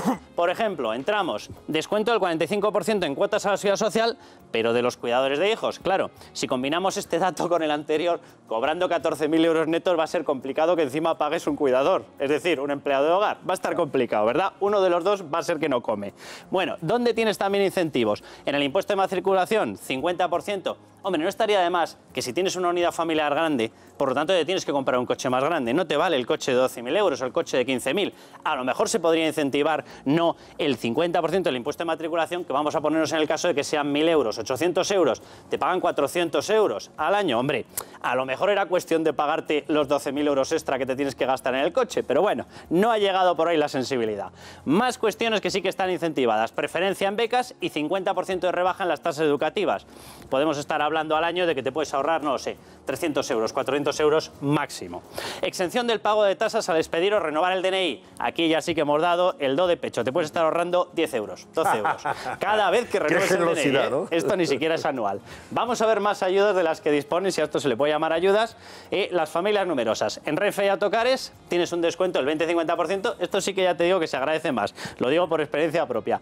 Billetes de avión nacionales, descuentos de entre el 5 y el 20% dependiendo de compañías. Ya aviso que todo el mundo lleve no el pequeñito, no el carnet de familia numerosa pequeñita, que te lo tumban en todas partes. Tienes que llevar el gigantesco ese que lo abres y parece que se te va a caer, te lo tienes que echar al hombro. El libro de familia. Sí, porque si no, no te lo aceptan. Bueno, ayudas en caso de multipadre, es decir, cuando tienes gemelos, mellizos, trillizos, etcétera. Aquí sí que se incrementa un poquito más, es un pago único, no es anual, es un pago único. Cuando lo tienes, 2.565, 5.131, 7.696, dependiendo de que sean gemelos o mellizos, trillizos, cuatrillizos o más. Ahí sí que sube un poquito más. Vamos a ir viendo más datos de cómo está este reparto de ayudas. Ayudas en la educación para padres trabajadores. Aquí hay una pequeña cuestión que además estábamos hablando antes ahí, fuera de las cámaras, al otro lado de las cámaras, con tu próximo invitado. Pero claro, aquí hay un pequeño truco. Muchas de las ayudas, en este caso son 1.000 euros al año, las puedes aplicar en caso de que los padres sean trabajadores. ¿Qué ocurre si uno de los dos padres no es trabajador? Que no se puede aplicar. ¿Qué ocurre con los incentivos que hay en el IRPF? que se aplican como deducciones del trabajo. Si no estás trabajando porque te has quedado en casa, porque tienes 5 hijos, 6 hijos, 7 hijos, evidentemente no lo puedes aplicar como deducción. Por lo tanto, no se materializa. Entonces queda muy bien para ponerlo en un boletín oficial del Estado, pero queda muy mal cuando intentas comer de él. Más rebajas que sí que hay: 15% de gastos de escolaridad, 10% en enseñanza de idiomas, todo esto te lo puedes aplicar, 5% en uniformes. Y vamos a hacer una pequeña comparativa, creo que teníamos ya seleccionados 2 países, esto es Suecia y Finlandia. ¿Cómo se está aplicando allí? Simplemente para que veamos una pequeña comparativa y cómo en otros sitios sí que se empiezan a tomar más en serio esta cuestión. Nosotros, para que os hagáis una idea, esto del invierno demográfico, somos los segundos campeones. Está Alemania ahí en gran competencia con nosotros, el segundo somos nosotros. Es decir, estamos muy mal en envejecimiento de la población y muy mal en que no tenemos niños, no tenemos hijos que vayan sustituyendo la capa de cotizantes. En Suecia, baja maternal o paternal, 480 días remunerados al 80%. Podemos estar más o menos de acuerdo en el tema de las famosas bajas. Yo no estoy muy de acuerdo, pero lo que sí que se ve es que son estados que por lo menos se lo toman en serio. Dicen, oye, si tengo que hacer un esfuerzo, lo hago. Yo no diría que la dirección es esta, pero oye, por lo menos se lo han tomado en serio. Ayuda de 115 euros al mes, no al año. Estos practican otro término, se llama mes, suele ser más eficaz. Hasta la mayoría de edad y reducción del 25% de jornada laboral hasta que el hijo tiene 8 años. Todo cosas que las puedes reclamar y te las tienen que dar obligatoriamente las empresas. Y el caso de Finlandia, baja maternal de 105 días remunerados al 80% del sueldo que estés cobrando en ese momento, ayuda de 140 euros al mes hasta la mayoría de edad y suplementos para el cuidado de hijos. Y tenemos algunas más porque Finlandia es de los países que más en serio se ha tomado esta cuestión. A ver si podemos verlas. Ahí están. Educación gratuita en guarderías primaria, secundaria, incluida la universidad. Claro, es decir, se lo han tomado un poquito más en serio que nosotros. Bueno, Carlos, pues voy a saludar a Javier Rodríguez, que es el director del Foro de la Familia. Buenas noches, Javier. Buenas noches. ¿Estaremos hablando de Finlandia, el país que más cuida y apoya a la familia en el mundo? Bueno, pues por los datos, uno de ellos, y más que aquí, desde luego que sí. Entonces, no sé si es el que más, porque también hay otra serie de factores, aparte de las ayudas económicas o en fiscalidad, pero desde luego van en buena dirección. Y luego estaría Suecia también, claro, de los países nórdicos, por lo que vemos. Y Cuesta nos ha contado. Sí, a nivel también de instituciones, por ejemplo, hace poco he estado en Austria y ahí tienen un ministerio de familia, por lo tanto se lo toman también más en serio que aquí, que hay una dirección general medio camuflada dentro de un ministerio más amplio y tal, pues allí lo tienen más en serio, ¿no? A nivel institucional también. Ahora, si desde el Foro de la Familia tuvierais que pedirle, no sé, 3 cosas al gobierno de turno, da igual, ahora es el PP, el siguiente puede ser el de Ciudadanos, o puede ser otra vez del PP, o puede ser del PSOE. ¿Qué 3 cosas le pediríais para que, en fin, la familia estuviera más protegida y más ayudada? Pues lo primero de todo, una cosa que llevamos pidiendo ya mucho tiempo, años, y es una ley integral de familia, con perspectiva de familia en todos los ámbitos, con carácter pedagógico también, no solo como influir en el gasto público para ayudar a familias, sino también valorar el papel de la familia importante como activo generador de recursos, no solo de capital humano, sino también de recursos físicos y de activos productivos para la sociedad, ¿no? Y una ley integral de familia en conciliación, para revertir el invierno demográfico, un pacto de Estado por la maternidad, un pacto de Estado por la educación, pero en serio para garantizar la educación de los hijos al margen de criterios ideológicos de gobiernos de turno. Pues por aquí van los tiros, ¿no? Estos son los grandes retos que tenemos en la actualidad. Pero sería esa ley integral de familia, donde incluiríais efectivamente todas las demandas que ahora mismo puede hacer una familia. Efectivamente, una ley integral de familias público, sí, aunaría todos estos esfuerzos en un documento marco, ¿no? Hoy, por ejemplo, estábamos leyendo que el Tribunal Constitucional está estudiando si es legal que el permiso de paternidad dure menos que el de maternidad. ¿Por qué dura menos el de paternidad que el de maternidad? Bueno, pues eso es lo que está ahora mismo el Constitucional planteándose. En otros países vemos que el permiso afecta por igual a mujeres que a hombres, ¿no? Al padre que a la madre. Sí, Carlos. Empieza a extender, sí. Claro. Sí. Sí, esto además ayuda a una realidad que ahora mismo la tenemos sobre la mesa casi todos los días y es la de la corresponsabilidad. Claro. Para estar padre y madre implicados en el cuidado de la casa y el cuidado del hogar es indispensable poder disponer de tiempo en el hogar. Y para que las mujeres sean iguales... Efectivamente, es que es una cosa de sentido común. Decir, y me parece bien que el Constitucional lo esté estudiando. Ha sido a través de un recurso, ¿verdad? Sí, un recurso que se ha presentado en ese sentido. Que para que seamos iguales los hombres y las mujeres, para las empresas, y no haya ningún tipo de distinción, solamente puede ser al 50%. Y además, obligatoriamente, no puede decir, no, que yo quiero cogerme toda la baja. No, tiene que ser obligatorio. Bueno, pues sí, estas medidas pues ayudan, ¿no?, a conseguir esta realidad y pasar más tiempo en casa con los hijos y el cuidado de la familia, que al final es de lo que se trata, ¿no? Bueno, ¿cómo han respondido los poderes públicos al llamamiento que desde el Foro habéis hecho para que se izara la bandera de la familia? Ha habido ayuntamientos que sí lo han hecho, han exhibido esa bandera en sus balcones, ha habido otras instituciones, la Comunidad de Madrid. No sé si habéis tenido más eco fuera de Madrid del que antes comentábamos. Sí, la verdad es que ha sido un éxito y mucho más que en años anteriores. Ya se va poco a poco concienciando más a la sociedad de la importancia de la familia y de los poderes públicos, ¿no? Con cuentagotas, pero poco a poco. Y hemos conseguido la Comunidad de Madrid, el Ayuntamiento de Teruel, el Ayuntamiento de Murcia, Alcobendas, Alcorcón y otra serie de ayuntamientos que sí se han sumado a la campaña, que hemos lanzado en redes sociales también para que los propios ciudadanos pidieran a los poderes públicos que izasen esta bandera que la ONU ha puesto al efecto, ¿no?, del Día Internacional de la Familia. Habéis puesto también de manifiesto en vuestro comunicado, para hacer ese llamamiento a las administraciones, que la familia no es exclusiva de ninguna ideología. O sea, ¿hay quien quiere ideologizar a la familia en ese sentido también? Claro, lo vemos todos. Hay quien quiere ideologizarlo todo, ¿no?, incluida la familia. Y la familia no entiende de derechas, de izquierdas, ni de cuestiones más o menos, pues esto, ¿no?, de partidos políticos. En la familia todo el mundo cabe, todo el mundo es recibido, a todo el mundo se le quiere por ser quien es y no por lo que hace o por cómo piensa, ¿no? Y es el hogar al que siempre se puede volver. Entonces... Bueno, Carlos Cuesta, ¿da votos la familia o no da votos la familia? Que si damos, perdón. Que si da votos la familia. Bueno, debería para que los partidos pongan su atención en lo que significa el núcleo familiar. Estabais hablando de en qué puntos, y es verdad, lo que decía Ignacio hace un momentín, el principal foco en estos momentos electorales está puesto en el tema catalán.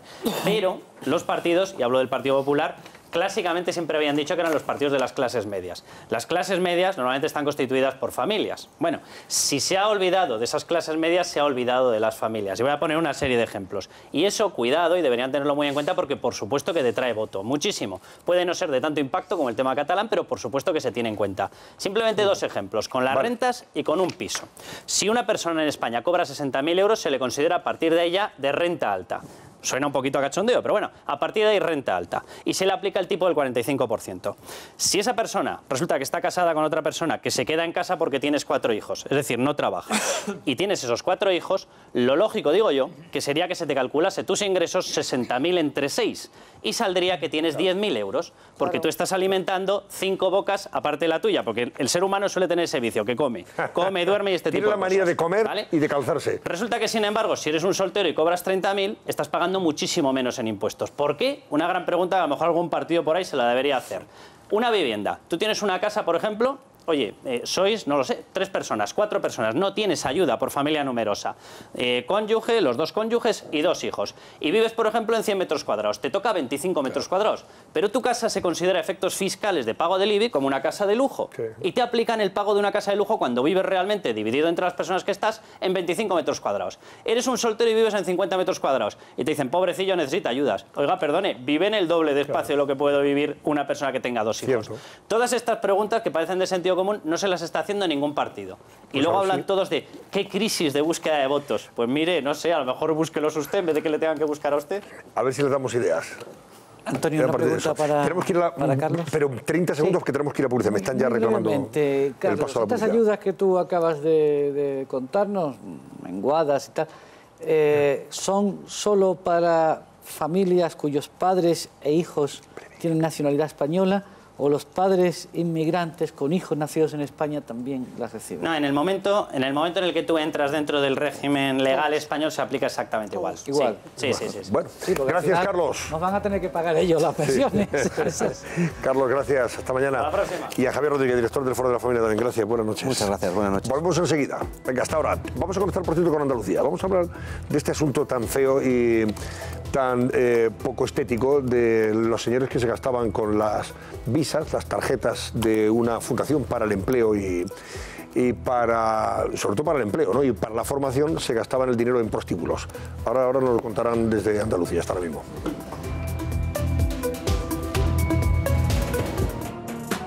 Francisco Oya se ha convertido en el primer docente sancionado en Cataluña por combatir el adoctrinamiento en las aulas.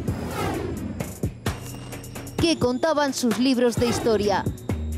¿Contenían información sesgada sobre el catalanismo? ¿A qué se ha tenido que enfrentar este profesor? Él mismo nos lo cuenta a continuación.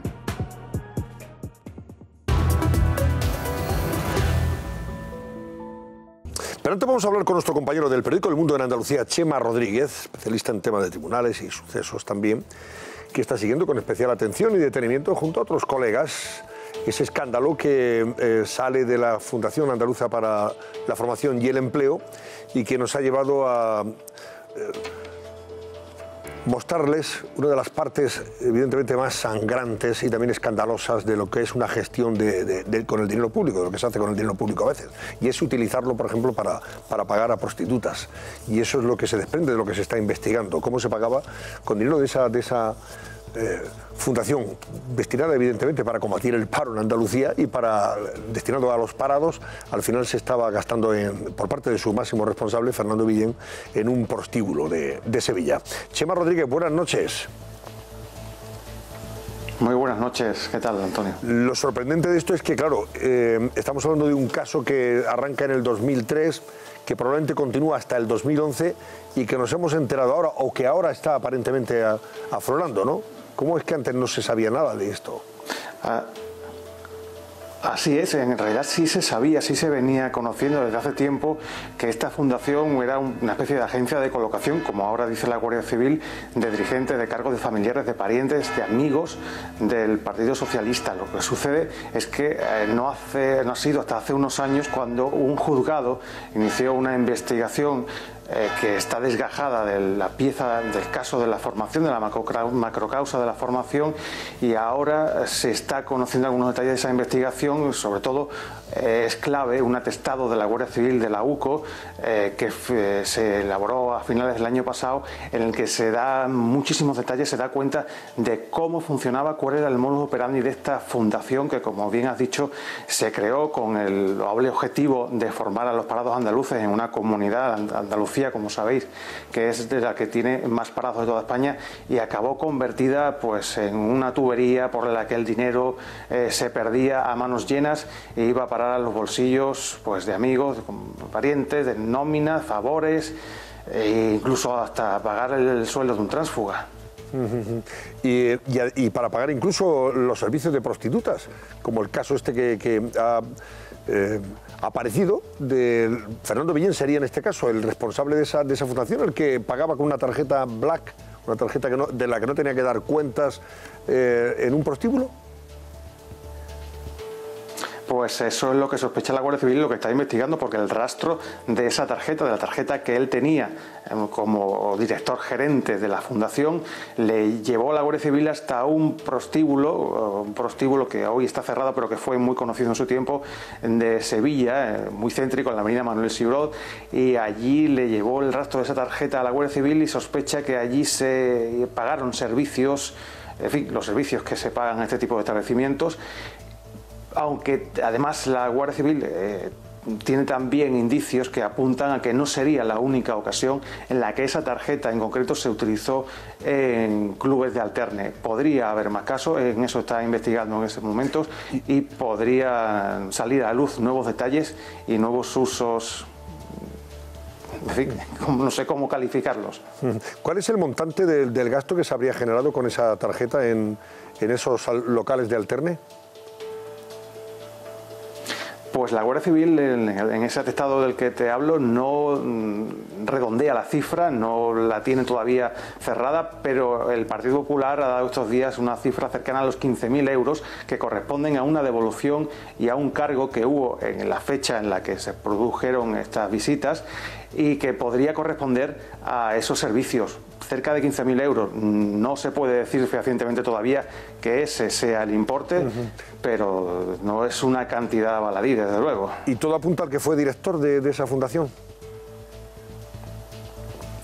Pues de hecho la Junta de Andalucía solo admite que había una tarjeta de representación en esa fundación y que esa tarjeta la tenía Fernando Villén, el director gerente de la fundación, con lo cual la Guardia Civil tiene muy pocas dudas de que esa tarjeta era la suya, aunque también hay indicios, de nuevo, de que no solamente Fernando Villén tenía tarjeta, puede que hubiera alguna tarjeta más black, opaca, de la que aún no tenemos noticia, de que la Junta no dice que no tiene constancia, pero creo que la investigación puede dar bastante de sí. Si el juzgado también, en este caso, que es el juzgado, por cierto, el juzgado de los Jerez, da cierto impulso a una investigación que aparenta estar un poco ralentizada. ¿Cómo es posible que esta fundación llegara a tener 1.700 empleados y muchos con sueldos superiores a los 80.000 euros brutos?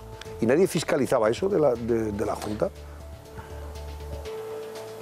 No, porque se trataba de eso, se trataba de que no se fiscalizara lo que hacía ni esa fundación ni otras tantas organismos, entidades que son lo que forman la administración paralela de la Junta de Andalucía y que se fue creando durante años precisamente pues para eludir los controles a los que están sometidas los organismos públicos, las consejerías y ese tipo, y el gobierno en general, ¿no? En ese sentido no es sorprendente. La Fundación, yo estoy convencido, y la propia Guardia Civil lo dice así, ¿no? Nació para eludir los controles. Ignacio, ¿tú conocías el caso de la Fundación Andaluza para el Empleo y la Formación? Solo a raíz de las primeras investigaciones judiciales. Es que estamos hablando de una fundación que se crea en el año 2003, que se cierra en el 2011, cuando empiezan ya a conocerse todas las irregularidades, presuntas irregularidades que ahora empiezan a investigarse. Las facturas del Don Ángelo parece que son de 2010. Esas son de 2010, las del prostíbulo. Que me corrija Chema si estoy equivocado, pero creo que son de 2010. De todas maneras, no estás equivocado. No es más que una, gracias Chema, no es más que una más de la constelación de fundaciones, observatorios, organismos, institutos, satélites de la administración, en el cual la Junta, a lo largo de 30 y tantos años de poder, ha construido un tejido clientelar. En algunos casos, y Chema lo ha contado también, para colocar a exalcaldes, a exaltos cargos que no hacían nada, decían los trabajadores, y han dicho a la jueza que iban allí a leer la prensa. El dineral que se pagaba ahí, incluso a dormir, tenían sueldo de 2.000, 2.500 euros, es decir, la típica fundación de recolocación de cargo, pero insisto, esta es una que ha saltado a la prensa que es muy escandaloso de la factura del Puticlub. Pero hay centenares de fundaciones, institutos, observatorios y agencias satélites de la administración que en total, recuerdo hace unos años cuando los funcionarios se sublevaron contra Susana Díaz, calculaban que eran porque quiso introducir en la administración ordinaria a los empleados de esta especie de administración paralela, y creo que eran cerca de 25.000. 25.000 nada más y nada menos. Fíjate, ahora hablamos de un exalcalde socialista cobraba por dormir y leer la prensa en horario de trabajo en la Fundación de Empleo. Antonio Torres, fue regidor, Chema, de Lebrija, ¿verdad? Presidente de la Mancomunidad del Bajo Guadalquivir. De Lebrija, correcto. Tenía un puesto fantasma como director de Asuntos Exteriores de la Fundación. Iba allí el hombre a leer el periódico y a dormir. Creo que llegó a embolsarse más de medio millón de euros. ¡Qué barbaridad! Es un... Por no hacer nada, un modelo como el tremendo, de Seres. Lo sacas de la administración, lo sacas del control de la intervención y de una manera vas pagando a unos, de otra colocas a otros y tienes ahí una malla de personas que te van a seguir votando, porque es que viven de tus decisiones. Qué barbaridad. Bueno, vamos a ver, Chema, te voy a preguntar también por lo que está pasando en el campo de Gibraltar. Ese suceso que ayer comentábamos, la muerte de un niño de 9 años que iba con su padre en un barquito, en una barca, en un pequeño yatecito, y que fue embestido por una lancha de estas rápidas, que algunos sugieren que podía ser una narcolancha de estas, ¿no? Rápidas, con las que eludir evidentemente la presión de la Guardia Civil y de la policía en la zona. Murió el niño a consecuencia de aquel golpe, de aquel suceso, de aquel accidente, y hoy se hablaba de que podríamos estar ante dos clanes que podrían entrar en guerra. Lo que yo, en mi opinión, lo que evidencia, más allá incluso de las causas, de lo que hubiera detrás de la muerte lamentable de Manuel, lo que queda en evidencia es que en el campo de Gibraltar los clanes de narcotraficantes están actuando prácticamente a sus anchas y sin que nadie pueda detenerlos. Hay que también destacar, es cierto que hay operaciones de las fuerzas de seguridad prácticamente cada día, cada semana se incautan enormes cantidades de drogas, pero aún así es más la droga que entra y el poder de estos clanes se está haciendo casi casi imparable, ¿eh? Hay informaciones últimamente también que se habla incluso de cómo se están organizando, cómo se están asimilando a los cárteles colombianos, cómo se están asociando entre ellos, repartiéndose los roles y también las ganancias. Y la verdad es que todo aparte de esta escalada de violencia que incluye a las fuerzas y cuerpos de seguridad, a las que se ha perdido totalmente el respeto. Creo que si todavía no se ha encendido la alarma en Madrid, en fin, ya vamos tarde. Hay que actuar rápidamente antes de que de verdad esto sea absolutamente incontrolable, ¿no? La muerte de Manuel es el último y lamentable hecho que pone de manifiesto un problema de una gravedad tremenda y que yo creo que todavía no nos hemos dado cuenta de lo que puede suceder, ¿no? Es que se está creando un territorio sin ley en plena Europa, ¿no?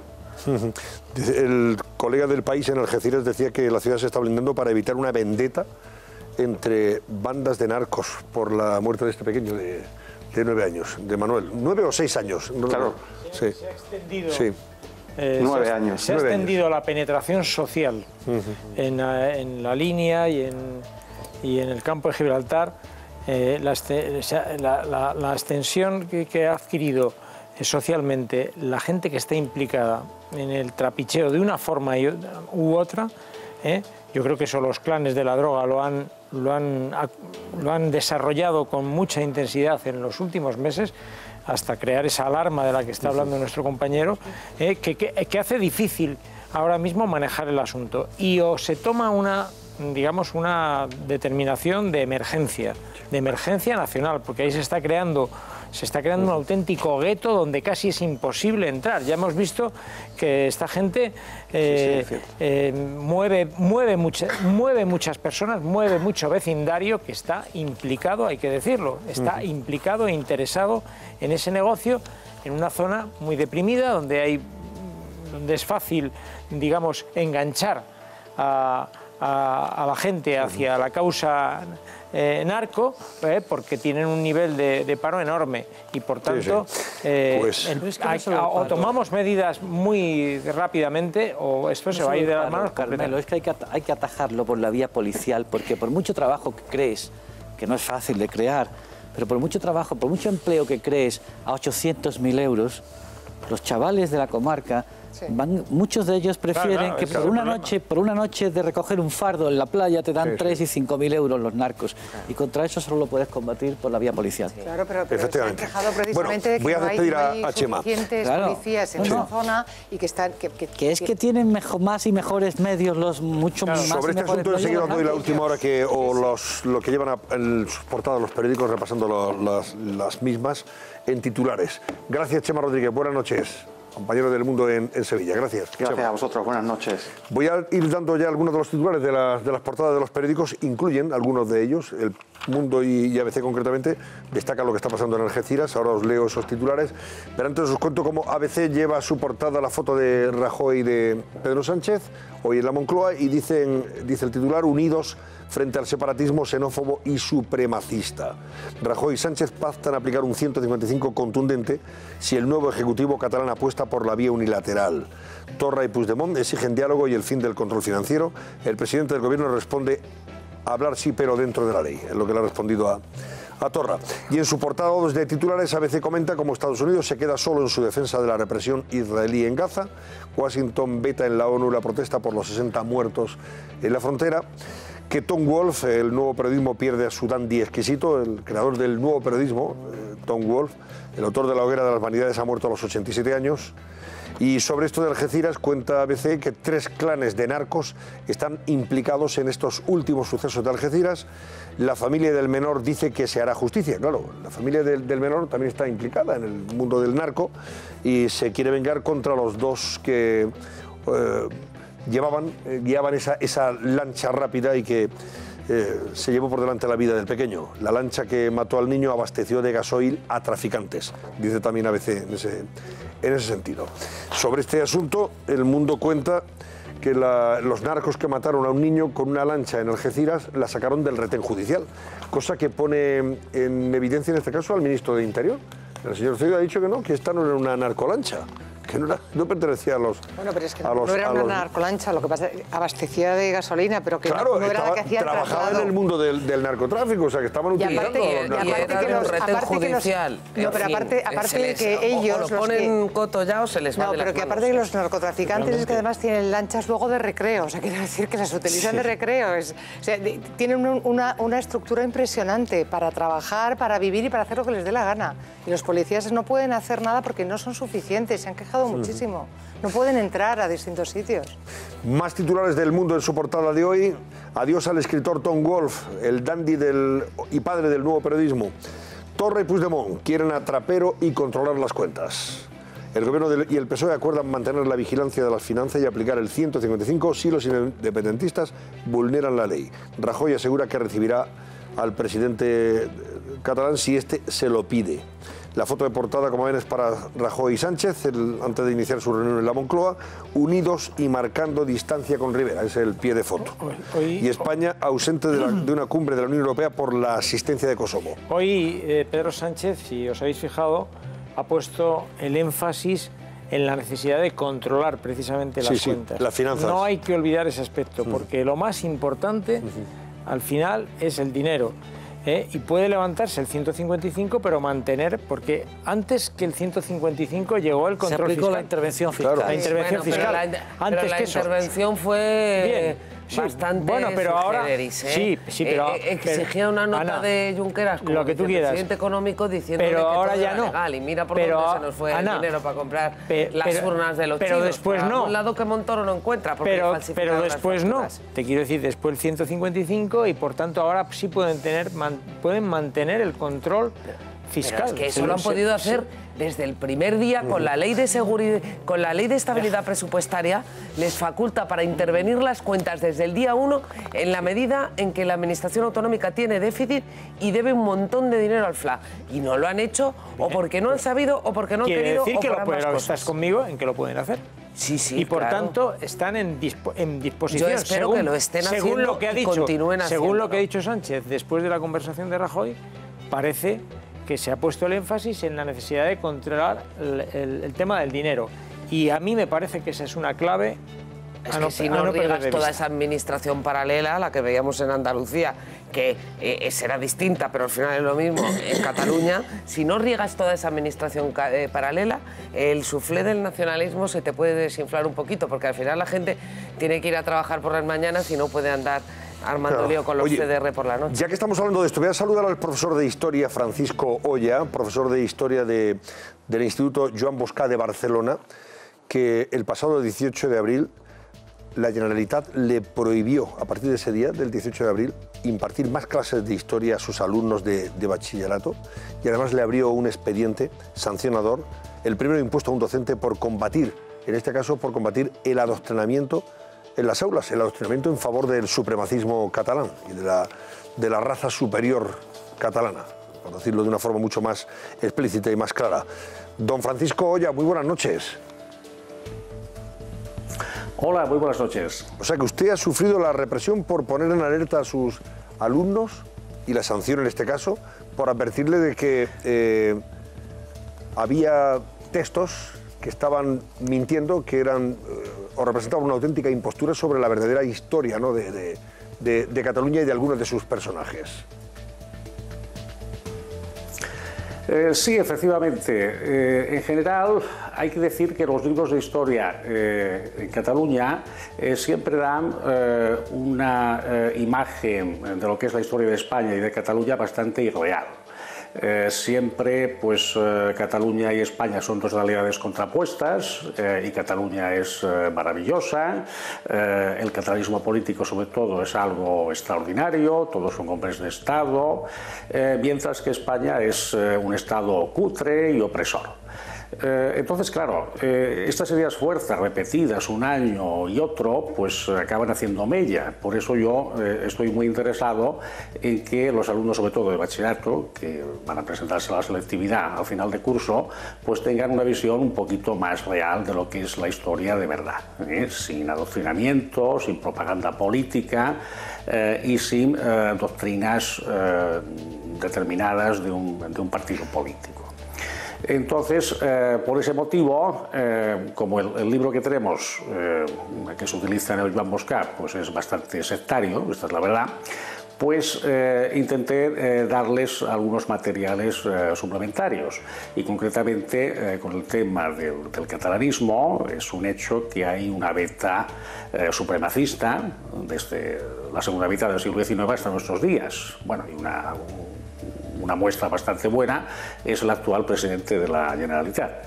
Entonces, cuando les di ese dossier, pues la mayor parte de los alumnos lo tomó bien, pero hubo otros, que son militantes de la CUP, que bueno, se lo dijeron al director y el director pues le faltó tiempo para prohibirme repartir el dossier. Entonces yo me negué, porque es una cuestión de libertad de cátedra, vamos, ni siquiera en la época de Franco se prohibía a un profesor que repartiera el material didáctico que considerara oportuno. Y a partir de ahí pues se me abrió un expediente. Claro, pero es tremendo, profesor Oya, porque a usted le abre un expediente y le sancionan por intentar dar una visión mucho más amplia y más objetiva de la historia de Cataluña frente a esos manuales como este que usted ha aludido del Instituto Bosca de Barcelona, donde trabaja y donde da clase. Texto que está escrito, por cierto, por Agustí Alcoberro, que fue portavoz de la Asamblea Nacional Catalana, con lo cual ya se está sugiriendo ese texto que probablemente esté cuajado de impostura y de mentiras, y que efectivamente esté implícito ese adoctrinamiento en el que se puede estar sugiriendo a los chicos que los catalanes son una raza superior, como usted ha puesto de manifiesto, ¿no?, en sus explicaciones. Efectivamente, es así. Agustí Alcoberro es un publicista del nacionalismo catalán, bastante eficaz porque le encargan muchos libros. De hecho, pues en mi instituto, por ejemplo, pues todos los libros que se utilizan desde primero de ESO hasta segundo de bachillerato están todos hechos por Agustí Alcoberro. Y hay que decir que ese tipo de supremacismo que está presente como una beta en todo el catalanismo político también aparece en muchas consideraciones históricas, cosas de lo más curioso, ¿no? Por ejemplo, hay un libro de Alcoberro para segundo de ESO que sacó hace unos años, en el cual, pues cuando se habla de la historia antigua, algo que en principio, pues, en fin, no debería tener mayores problemas, porque en esa época no existía Cataluña, no existía ni el nombre siquiera, sí existía el nombre de Hispania, pero no el de Cataluña, pues, como digo, nos encontramos una configuración de que cuando vienen los pueblos del exterior para asentarse en la península, concretamente pues los griegos y los fenicios, pues se sugiere al alumno que los griegos se instalan en Cataluña, con lo cual dejan la impronta griega, mientras que los fenicios se instalan en la Andalucía dejando una impronta semita. Se hace una contraposición entre una Cataluña griega y una Andalucía semítica, que es una cosa completamente absurda y que no tiene ni pies ni cabeza, pero que está en la línea de lo que sugieren muchos catalanistas del siglo XIX. Hacen una contraposición siempre entre la Cataluña aria y el resto de España, la España semítica, gitana, en fin, todos los calificativos que se puedan imaginar, que no tienen nada que ver con nosotros los catalanes. Profesor, ya es tremendo porque esto viene a confirmar que los textos del hoy ya presidente de la Generalitat no forman parte de no son una excepción, o sea que forma parte evidentemente de un relato que se ha impuesto desgraciadamente principalmente en los institutos y en las escuelas de Cataluña.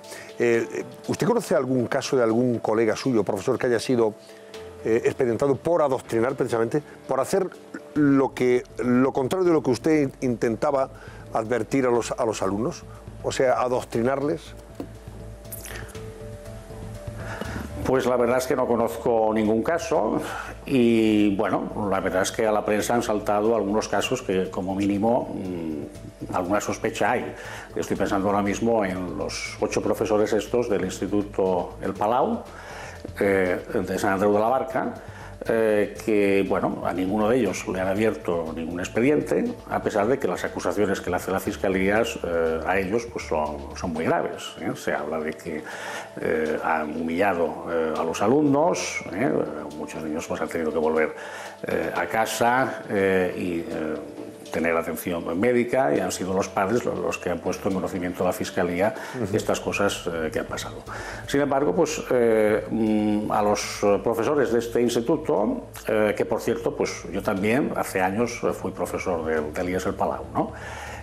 Pues no le ha pasado absolutamente nada. La administración educativa no ha tomado cartas en el asunto, más bien al contrario. Si tenemos que hacer caso a algunas informaciones de prensa, parece ser que el inspector de centro ha hecho pues un informe quitándoles todo tipo de responsabilidad.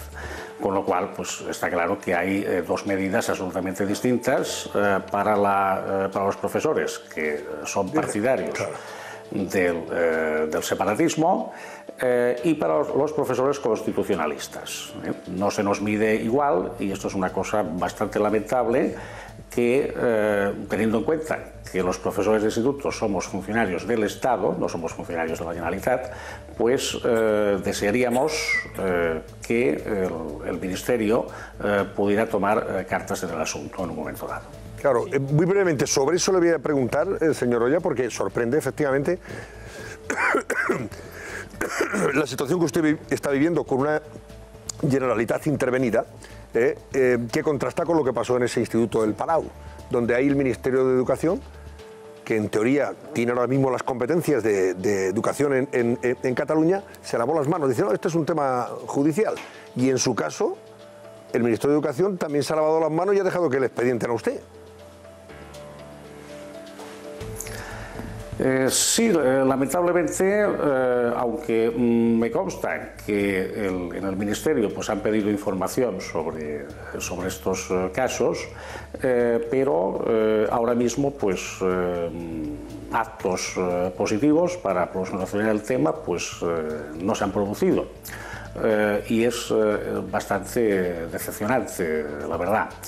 Es una cuestión que es fundamental para que los funcionarios constitucionalistas podamos sentirnos seguros. Porque además tenga usted en cuenta una cosa, el ser constitucionalista no es una opción, es una obligación para cualquier funcionario y para cualquier ciudadano. No se puede uno saltar la ley, y menos cuando eres funcionario.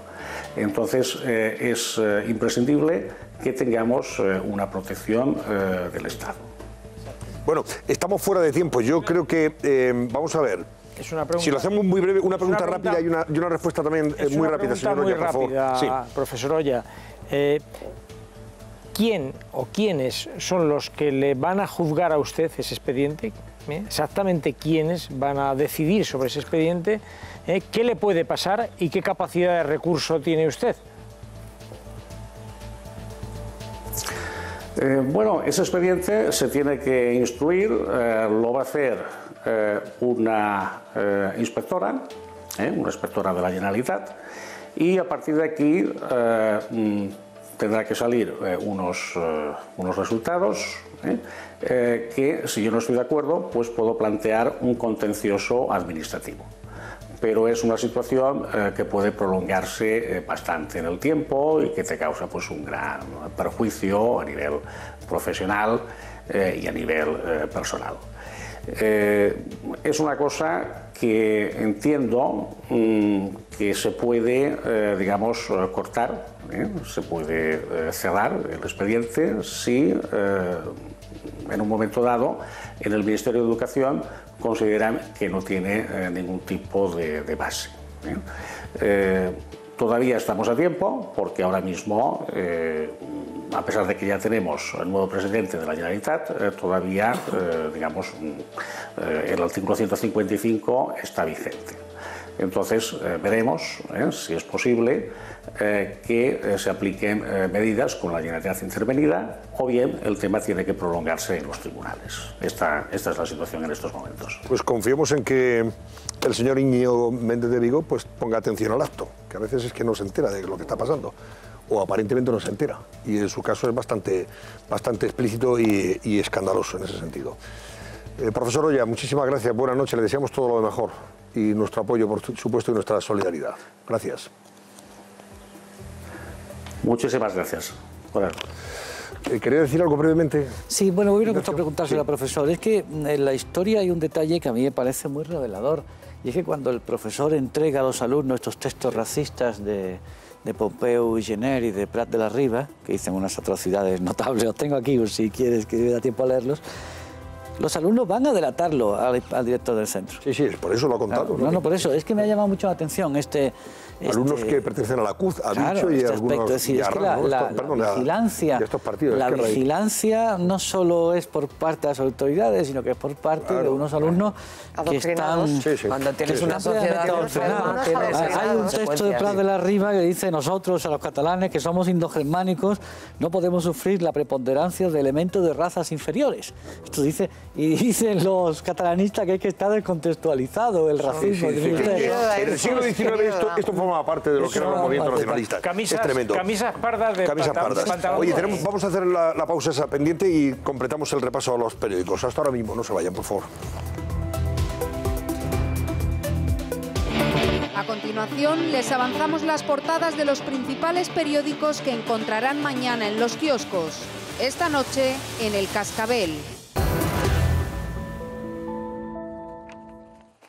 Bueno, pues estos son los titulares de las portadas que todavía no les hemos ofrecido. Por ejemplo, El País destaca, como todos los demás, lo que ha pasado hoy en Moncloa y lo que pasó en Berlín. Encuentro de Sánchez Rajoy en Moncloa, encuentro de Puigdemont y Torra en Berlín. Y dice El País que el Gobierno y el PSOE pactan un 155 más duro si es necesario. Rajoy y Sánchez acuerdan mantener de momento la intervención de las finanzas de la Generalitat. Rivera quiere arrancar en su cita con el presidente el jueves medidas más radicales que estas. Y Rajoy acepta hablar con Torra, aunque este dice que el legítimo es Puigdemont. Bueno, Rajoy acepta hablar si es dentro de la Constitución y de la ley. La foto de portada para Puigdemont y en segundo plano el títere. Ahí lo está, más claro el agua, o el hombre de paja. Primer plano para Puigdemont, que es el que manda, y el otro que está ahí de títere. Más titulares del País: la desigualdad se mantiene en España a pesar de la salida de la crisis. También destaca en su edición de hoy. La Razón sobre este asunto dice que el Tribunal Supremo frenará que presos y huidos estén en el gobierno de Torra. Tanto los encarcelados Turull y Rull como Puig y Comín, fugados en Bélgica, no podrán ser consellers aunque Torra los designe. Esperpéntica comparecencia del presidente con Puigdemont en Alemania. Y Rajoy y Sánchez avisan de que otro 155 sería más duro. Sobre el tema de Algeciras, habla de la tensión que se vive en esa ciudad y la lancha maldita que guardaba la Guardia Civil. Guerra de clanes tras la muerte del niño. La Vanguardia: Rajoy y Torra se emplazan al diálogo con escepticismo. El líder del Partido Popular dispuesto a hablar con el recién investido si se respeta la ley. Y el presidente del Gobierno pacta con el PSOE a aplicar otra vez el 155 si es necesario. Y el Gobierno se complica, o sea, la formación del Gobierno de Torra se complica con la negativa de Esquerra a restituir a los consejeros que están encarcelados o huidos. Comín, por ejemplo, que está en Bélgica, choca con Esquerra al intentar repetir en el Gobierno desde Bélgica. En fin, en las próximas horas esto va a seguir muy movido. Sobre estos asuntos pueden leer también noticias en la página web de COPE a esta hora de la noche y pueden ver cómo Rajoy acepta verse con Torra dentro de la ley, que Torra ha dicho que Rajoy ponga hora y lugar y día para iniciar el diálogo. También comenta la página web de COPE a esta hora que, según Messi, si Neymar va al Madrid sería un golpe duro para nosotros, para los barcelonistas. Eso ha declarado Messi. Y sobre este profesor con el que hemos hablado hoy, don Francisco Oya, es el primer profesor sancionado en Cataluña por combatir el adoctrinamiento en las aulas. También reportaje en la página web de COPE, si quieren ustedes leerlo. Bueno, hoy tenemos, como todos los martes, a Fernando de Aro entre dos. A ver a qué invitados entrevista hoy Fernando en su programa. Adelante, Fernando, buenas noches. Buenas noches, Antonio. Tenemos en Entre Dos un programa hoy muy artístico. Vamos a hablar primero con Isabel Moreno, que es una de las grandes fotógrafas que tenemos en España. Ha recorrido el mundo entero fotografiando la piel del ser humano, la danza. Vamos a hablar con ella de qué es hacer fotografía, qué es mirar. Y luego tenemos a una de las mejores violinistas que hay ahora mismo en el mundo, que es española, Ana María Valderrama. Nos va a dar las claves del éxito en el mundo de la música.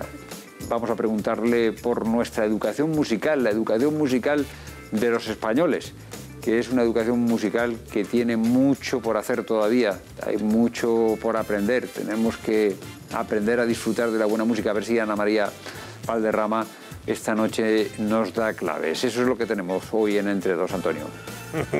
Será interesante. Fernando de Aro, una buena pregunta es, por ejemplo, preguntar si la buena música y el Festival de Eurovisión son contradictorios, por ejemplo, ¿no?